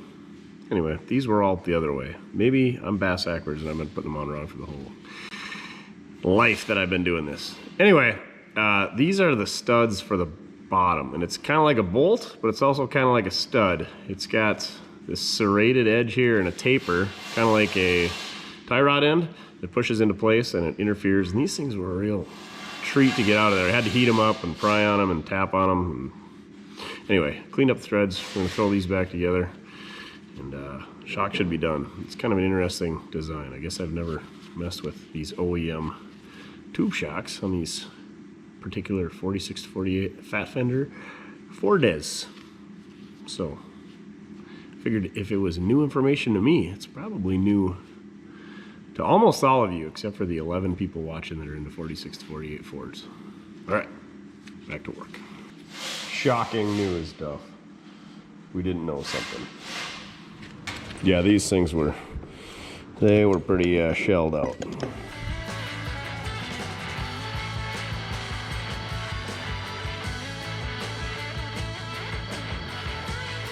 All right, shocks are done. Let's pull apart this right front wheel. Hopefully we can just take the wheel cylinder apart, throw some new cups in there. Should be good to go. Oh, there we go. They are the reproduction hubcaps. I think the dead giveaway, other than they're in way better shape than they should be for the age of this car, but it's got this flat little lip on the edge here. The original ones were rounded, bent over. Oh yeah, it's a seam or a pinch there. It's a two-piece design. I don't think the originals were like that. Anyway, yeah, again, you could dead giveaway. Way too nice for what the rest of this car is.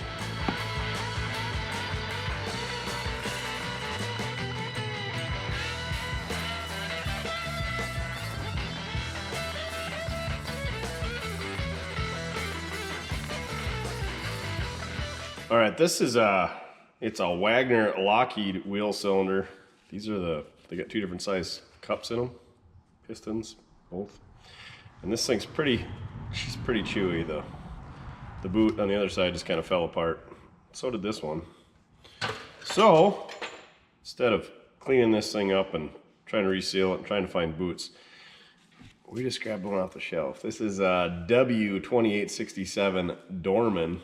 It's the same wheel cylinder on Ford's cars and pickups, half tons, of course, from 1939 to 1948 in cars, 47 in pickups. So let's throw that on there and carry on with our lives. Do I save this? No, we're gonna throw it away.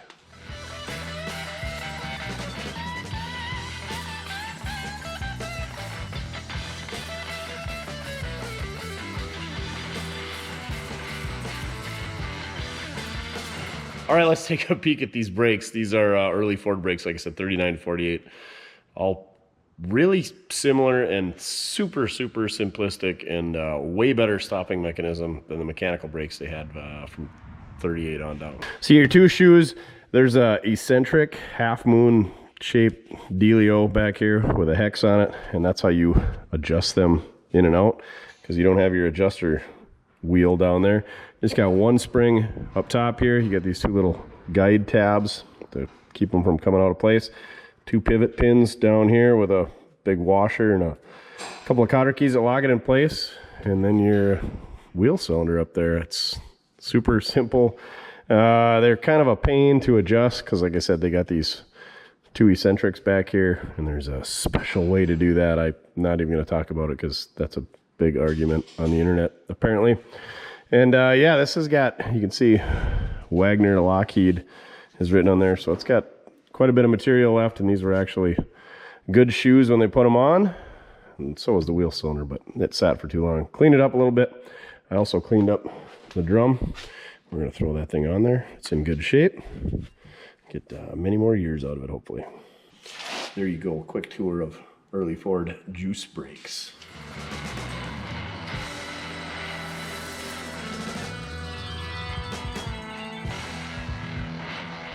Okay, so one more thing on this thing is the clutch pedal. touches the floor. And so that could be a lot of things. You could have the floor pan could be bent. For reference, the pedals are below the floor and they go through the floor pan. You folks that are familiar with this know what I'm talking about. But anyway, the pedal goes through the floor and rubs on the tin. And so that can be a lot of things. It could be misalignment, it could be worn body mounts, it could be the floor screwed in the wrong spot, the floor could be bent. Or it could be the bushings are worn out in your pedal shaft. And you don't want worn bushings in your pedal shaft. The sucky part is it binds like right as the clutch is grabbing, so it makes it kind of tricky to drive. But I don't have one of those on hand. I'll show you what I got going on. So here's your clutch pedal. Here's the return spring. And this is your clutch rod that goes ahead. And then it rides on the same shaft. You probably can't see it, but over to the right is the brake pedal. Here's the brake pedal and its return spring. And these are our shift linkages, and this is our clutch shaft. Anyway, they ride on the same pivot up there. So yeah, that pedal should only go fore and aft like that, rotational, but part of that bushing being worn like that is because it's not in a straight line and rotates on that shaft. It kind of runs at an angle, so it needs a bushing, but we won't be doing that because we don't have one. So we're just gonna have to deal with it, and we're definitely not gonna open the hole up in the floor because that would not be the right thing to do. I think we're finally gonna use this fuel jug. I think this has got Oklahoma fuel in it. Bought this thing down at Puddin's at the hardware store, hauling around in that dually. Never run out of gas once in that thing. Can you believe it? Big block life, but when you got an overdrive, it really helps. Fuel injection don't hurt either. Duff, you want to smell underneath and see if we got any leaks? The 6.2 man's punching out for the day. That was pretty handy with that boat tank that we had in here that had the primer bulb on it. We could shoot fuel right up to the carburetor from the back bumper. Not very often you can do that. Any bets on whether the fuel gauge works? I'm betting either the cluster is shot or the wire in between is bad. Never fails. Oh, now we're cooking with gas, literally. Whoop, bit much. Easy on the paint job. We'll definitely properly clean the paint after doing that, or not. Look at that. About rubbed a hole in our brand new jug, hadn't even used it yet. Must have been from riding on the back of the rollback or something rubbing against it on the old dually. $29.99. Can't beat that. These non-potable water jugs, top notch. All right, let's see if the 6-volt system will turn over on its own and fuel system will pick up fuel on its own.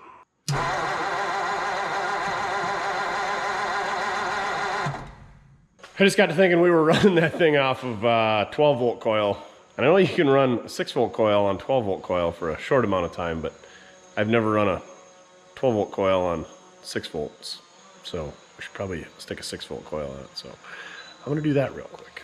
Alrighty, 6-volt coil hooked up. Now let's see if she lights off. I might even give her a tickle the old hot sauce first.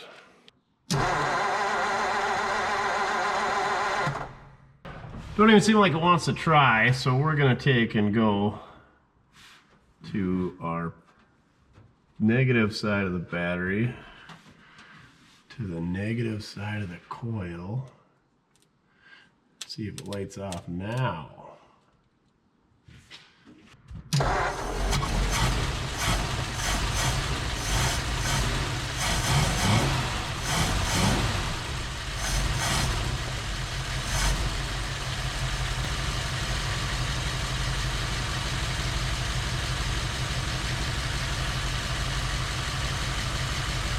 As soon as I put that jumper wire in, it lit right off, and I unhooked the wire and it continues to run. So I think we got, I don't know, a drain or a resistor or something. So I think I'm gonna run a new wire from the switch in the car out to the coil.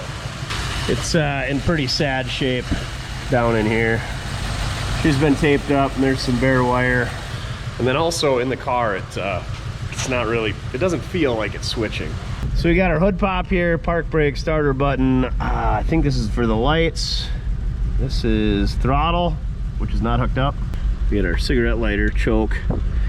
And then the key basically just locks the column and locks this switch. The key does not turn off the ignition. This is the ignition. It is working.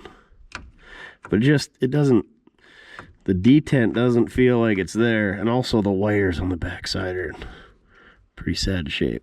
Let's see if it'll start from the switch now though. Definitely doesn't like it. And I'm not a 6-volt expert.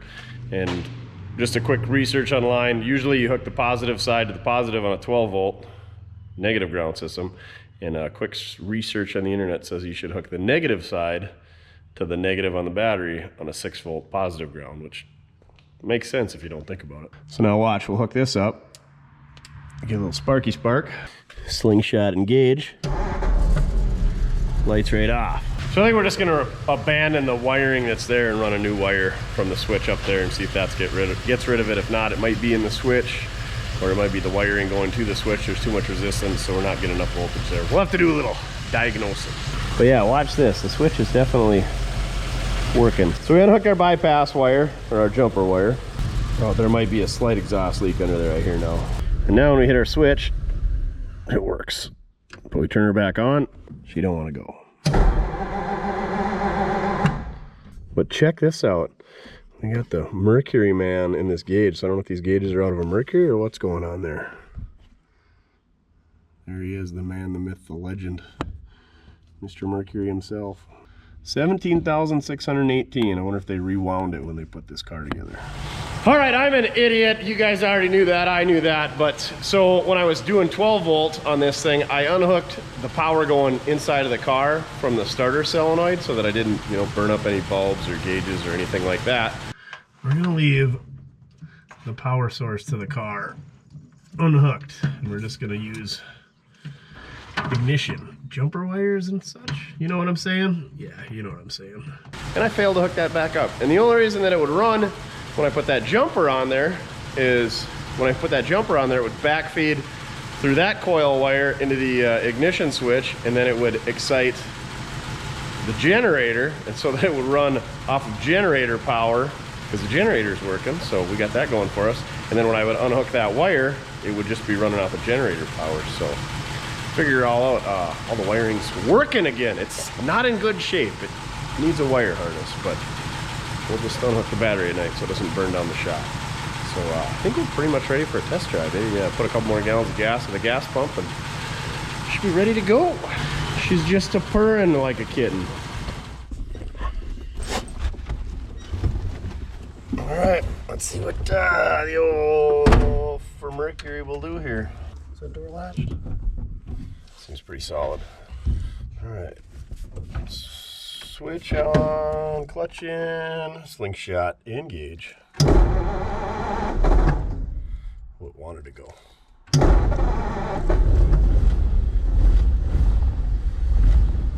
Well, it's got a slight miss, or if it's carburetor, or if it's just me.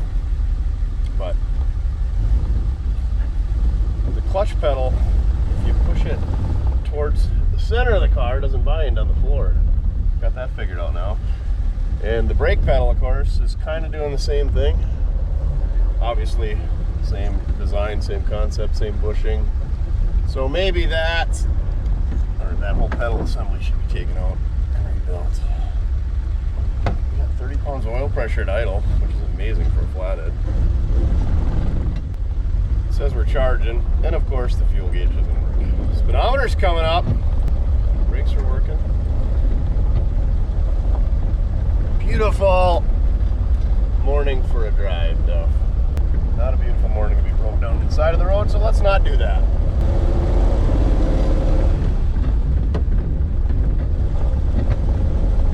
Pretty much went through the, well, not the entire fuel system. We didn't do the fuel pump, and we didn't do the carburetor. I would imagine both of those should probably be gone through. What do you think, Duff? This thing's pretty good. 35, is that right? Seems like we're going way faster than that.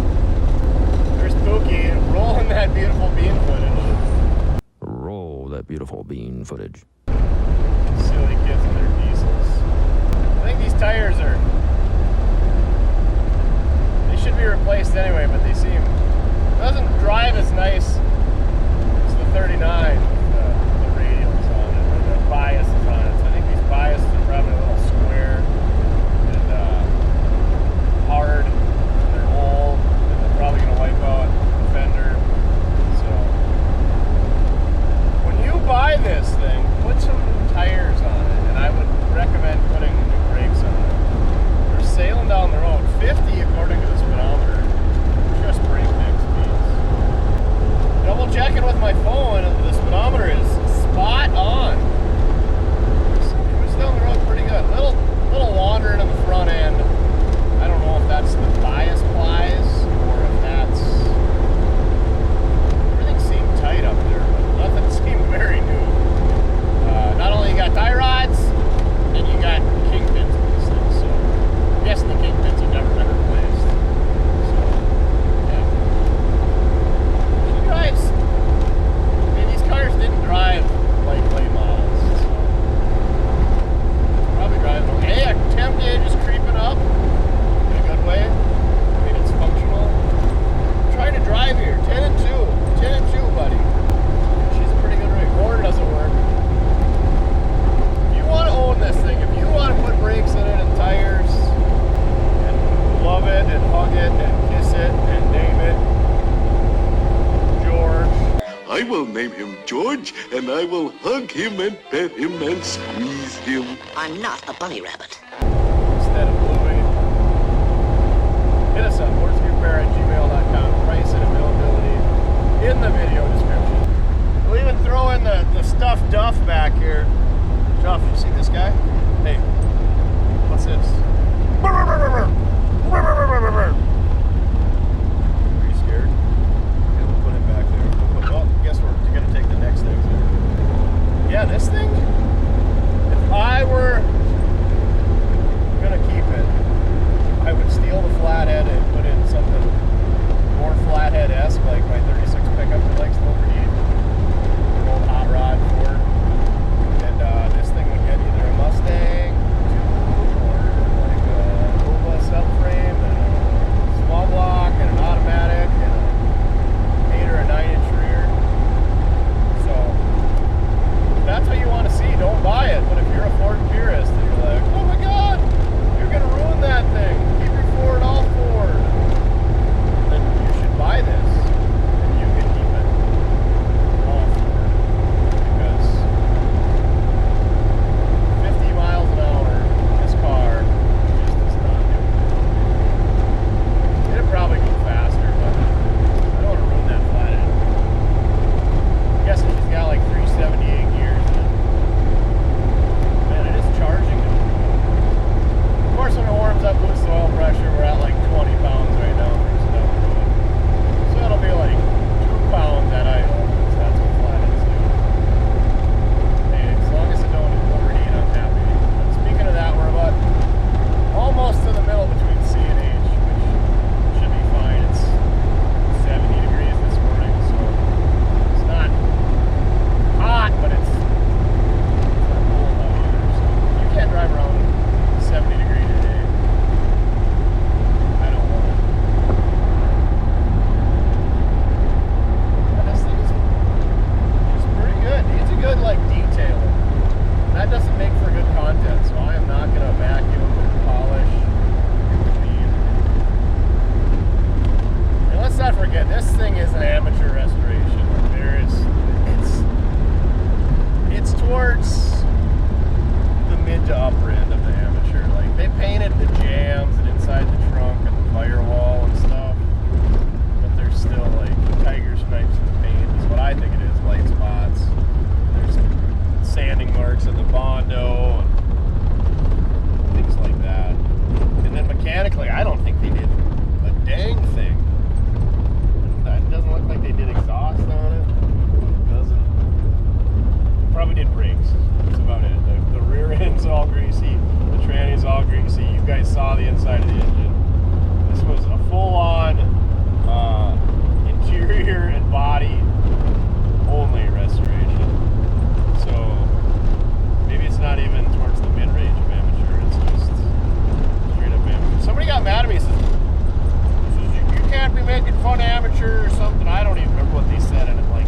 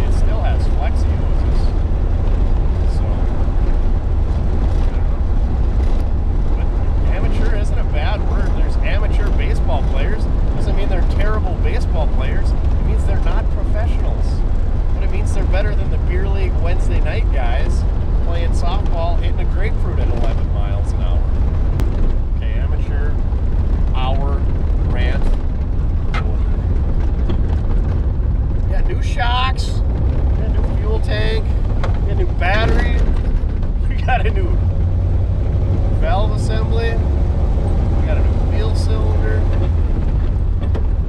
Put a lot of new stuff in this thing in the time we've had it. She's a pretty good car. It looked really good in your driveway. Price and availability in the video description. mortskerepair@gmail.com. You know what else you need if you don't need this car? If you're too far away, or if you aren't a Ford guy, you need some Mortske merch. Mortske.com. We got sweatshirts. They're great this time of year. They are the softest sweatshirts on the market. There's other people who sell cheaper shirts, but those things are like chalky and gritty, and they scratch you, and they're restrictive. These things feel like a nice warm hug from a stripper the morning after. Not like I would know. But anyway, yeah, we got banners. We got Duff bobbleheads. Go check those things out. Those things are pretty freaking sweet. What's our temp doing? Right in the middle. We got magnetic can koozies. Keep your drink cold and your hand warm.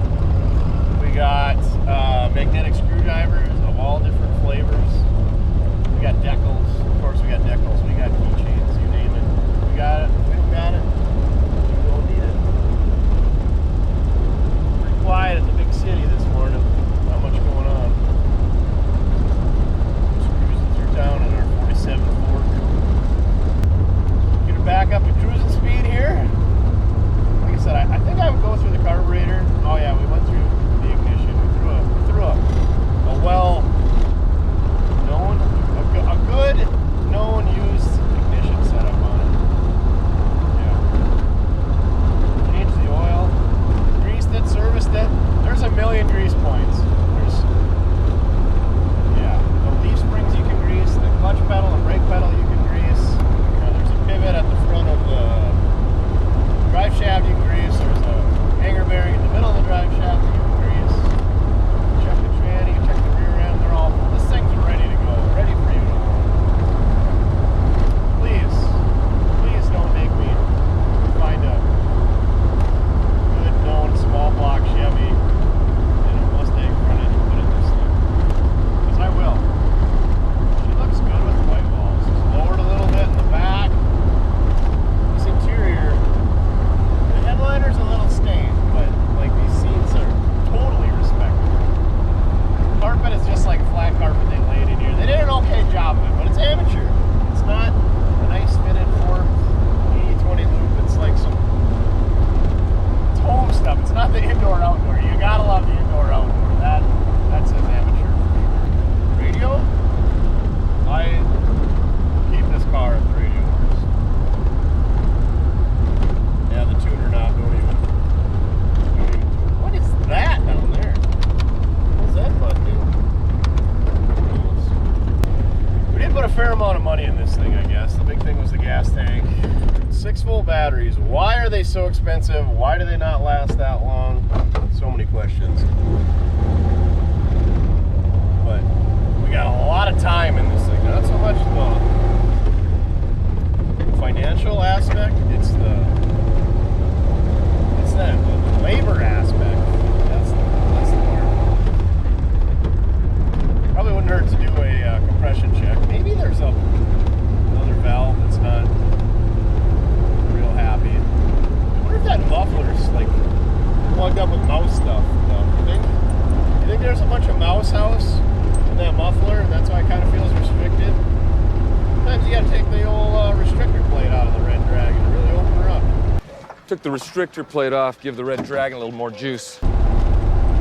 Yeah, she's a pretty good rig. Like I said, these old flatheads, they don't like a gazillion RPM, so they're... Can I just drive?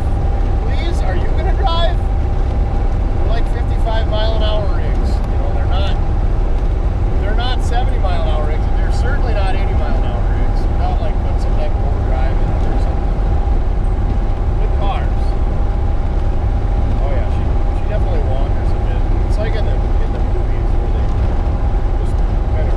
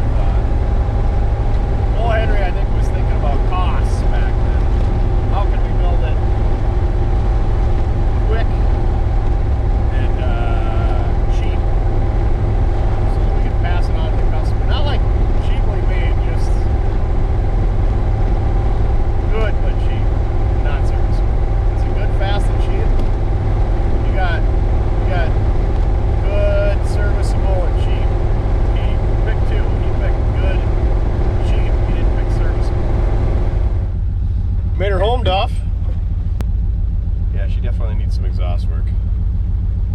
Not whisper quiet like most of the flatheads. No dieseling? Temp gauge sitting right in the center. We'll fire it up for you guys so you can see what the gauges are doing. Lights right off. Temp just went over the center mark as we're pulling in the yard here. Like I said, she's charging. Oil pressure, yeah, doing flathead oil pressure things. I'm sure somebody's gonna comment down below, that's because it's worn out. No, just every flathead doesn't have any oil pressure unless it's like fresh or high performance or something. It'll be just fine at that. Right? Right. All right, let's go check this thing out. This is the knob. So there's a tone scale, and I think that's your tuning. I don't know. Neither of these is moving. Oh, that's moving in there. I think she's kind of stripped out. And then, I don't know what this does. Does that switch records? Has this got a multi-record player in the trunk? Probably not. Just chomping at the bit to get out of that thing, ain't you? All right, folks, there you have it. We took this 1947 Ford Coupe that got miraculously delivered to my yard. I didn't even have to go get it. I didn't have to find it. It just showed up here, which, that being said, don't just show up here. Unless you got like a really cheap old car that you want to get rid of. But email us first, mortskerepair@gmail.com. Anyway, this thing, what did we say was on the battery? Like 06 or 07, so that's, 17 years. So this thing had been sitting for at least 15 years. We had a sticky valve. We had a valve that wasn't doing valve things, so we replaced the valve assembly, and she turned out pretty good.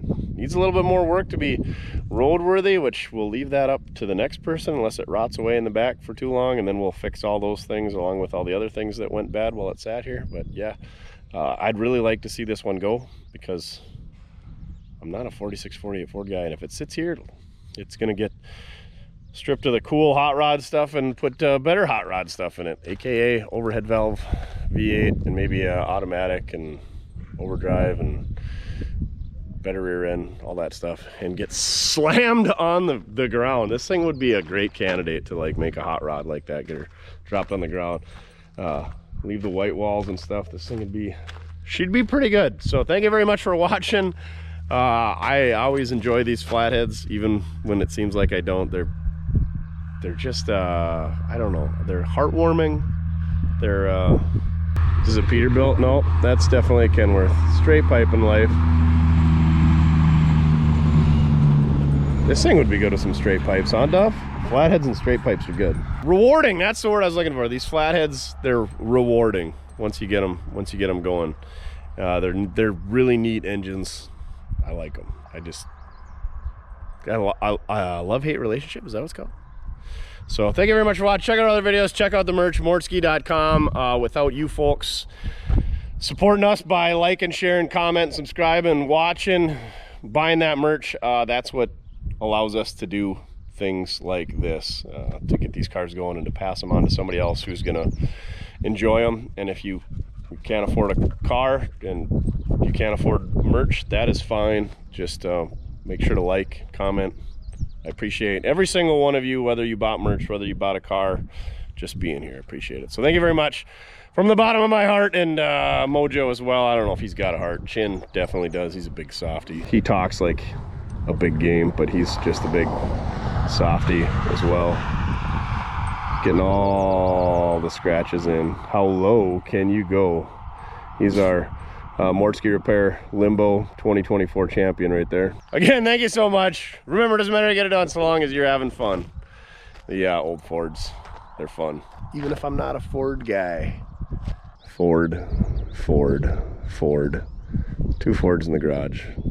Ford. Then it gets pretty GM-ish here. There's 1, 2, 3, 4, 5 Fords in there though. And that is exactly why this Ford needs to go. Too many Fords. Too many cars in general.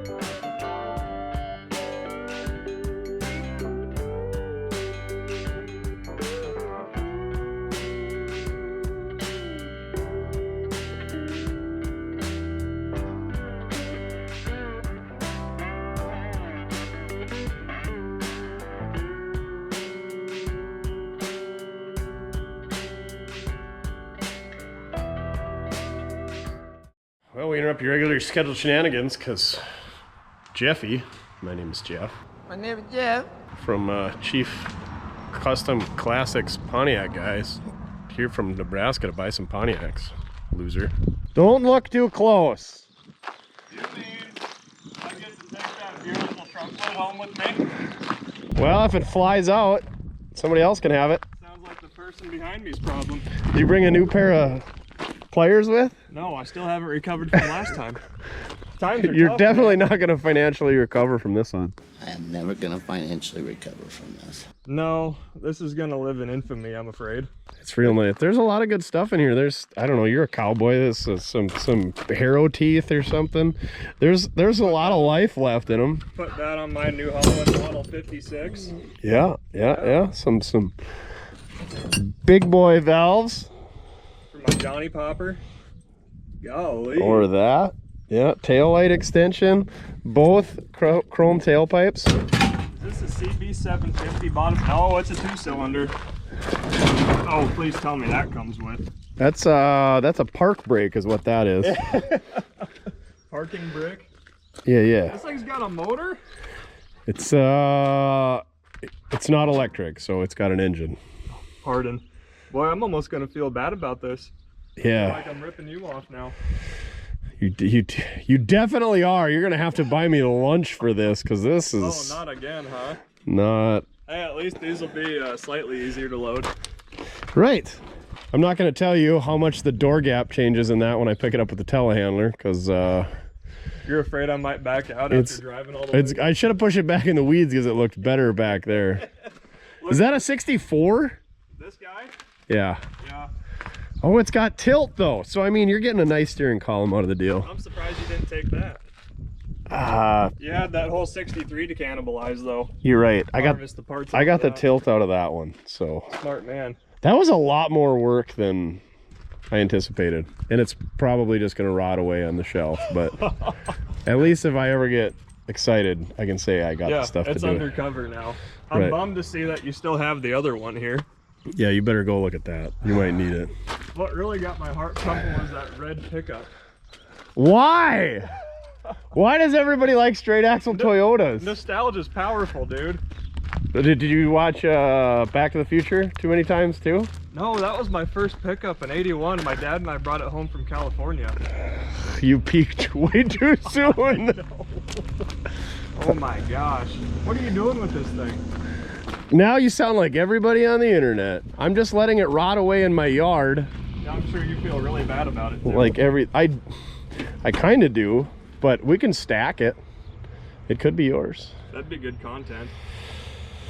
Might be another trip, eh? All right, let's load a couple cars the easy way. Get Bernie out. Just kidding. Telehandler.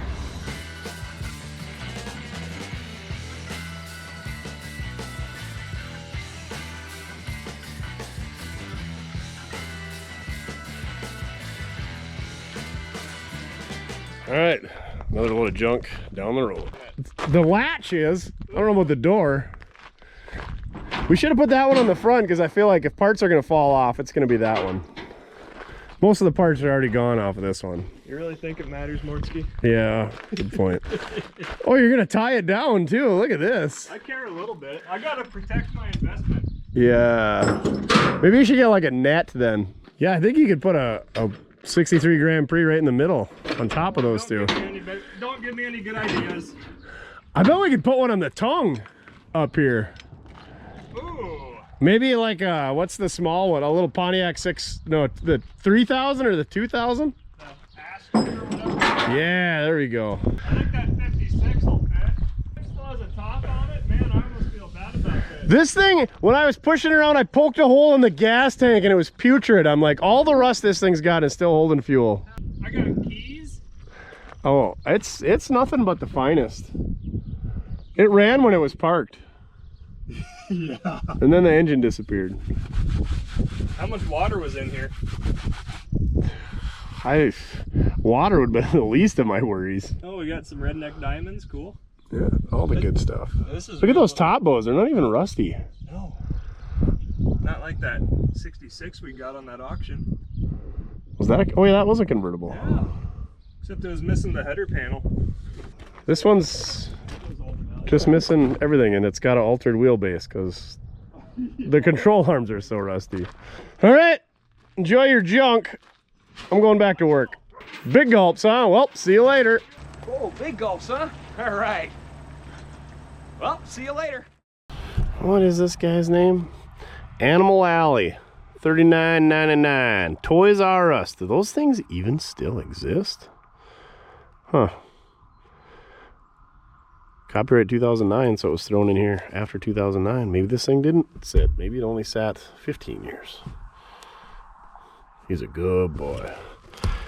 He doesn't roll in poop, that's for sure. Well, maybe. I don't know. There's something on his head.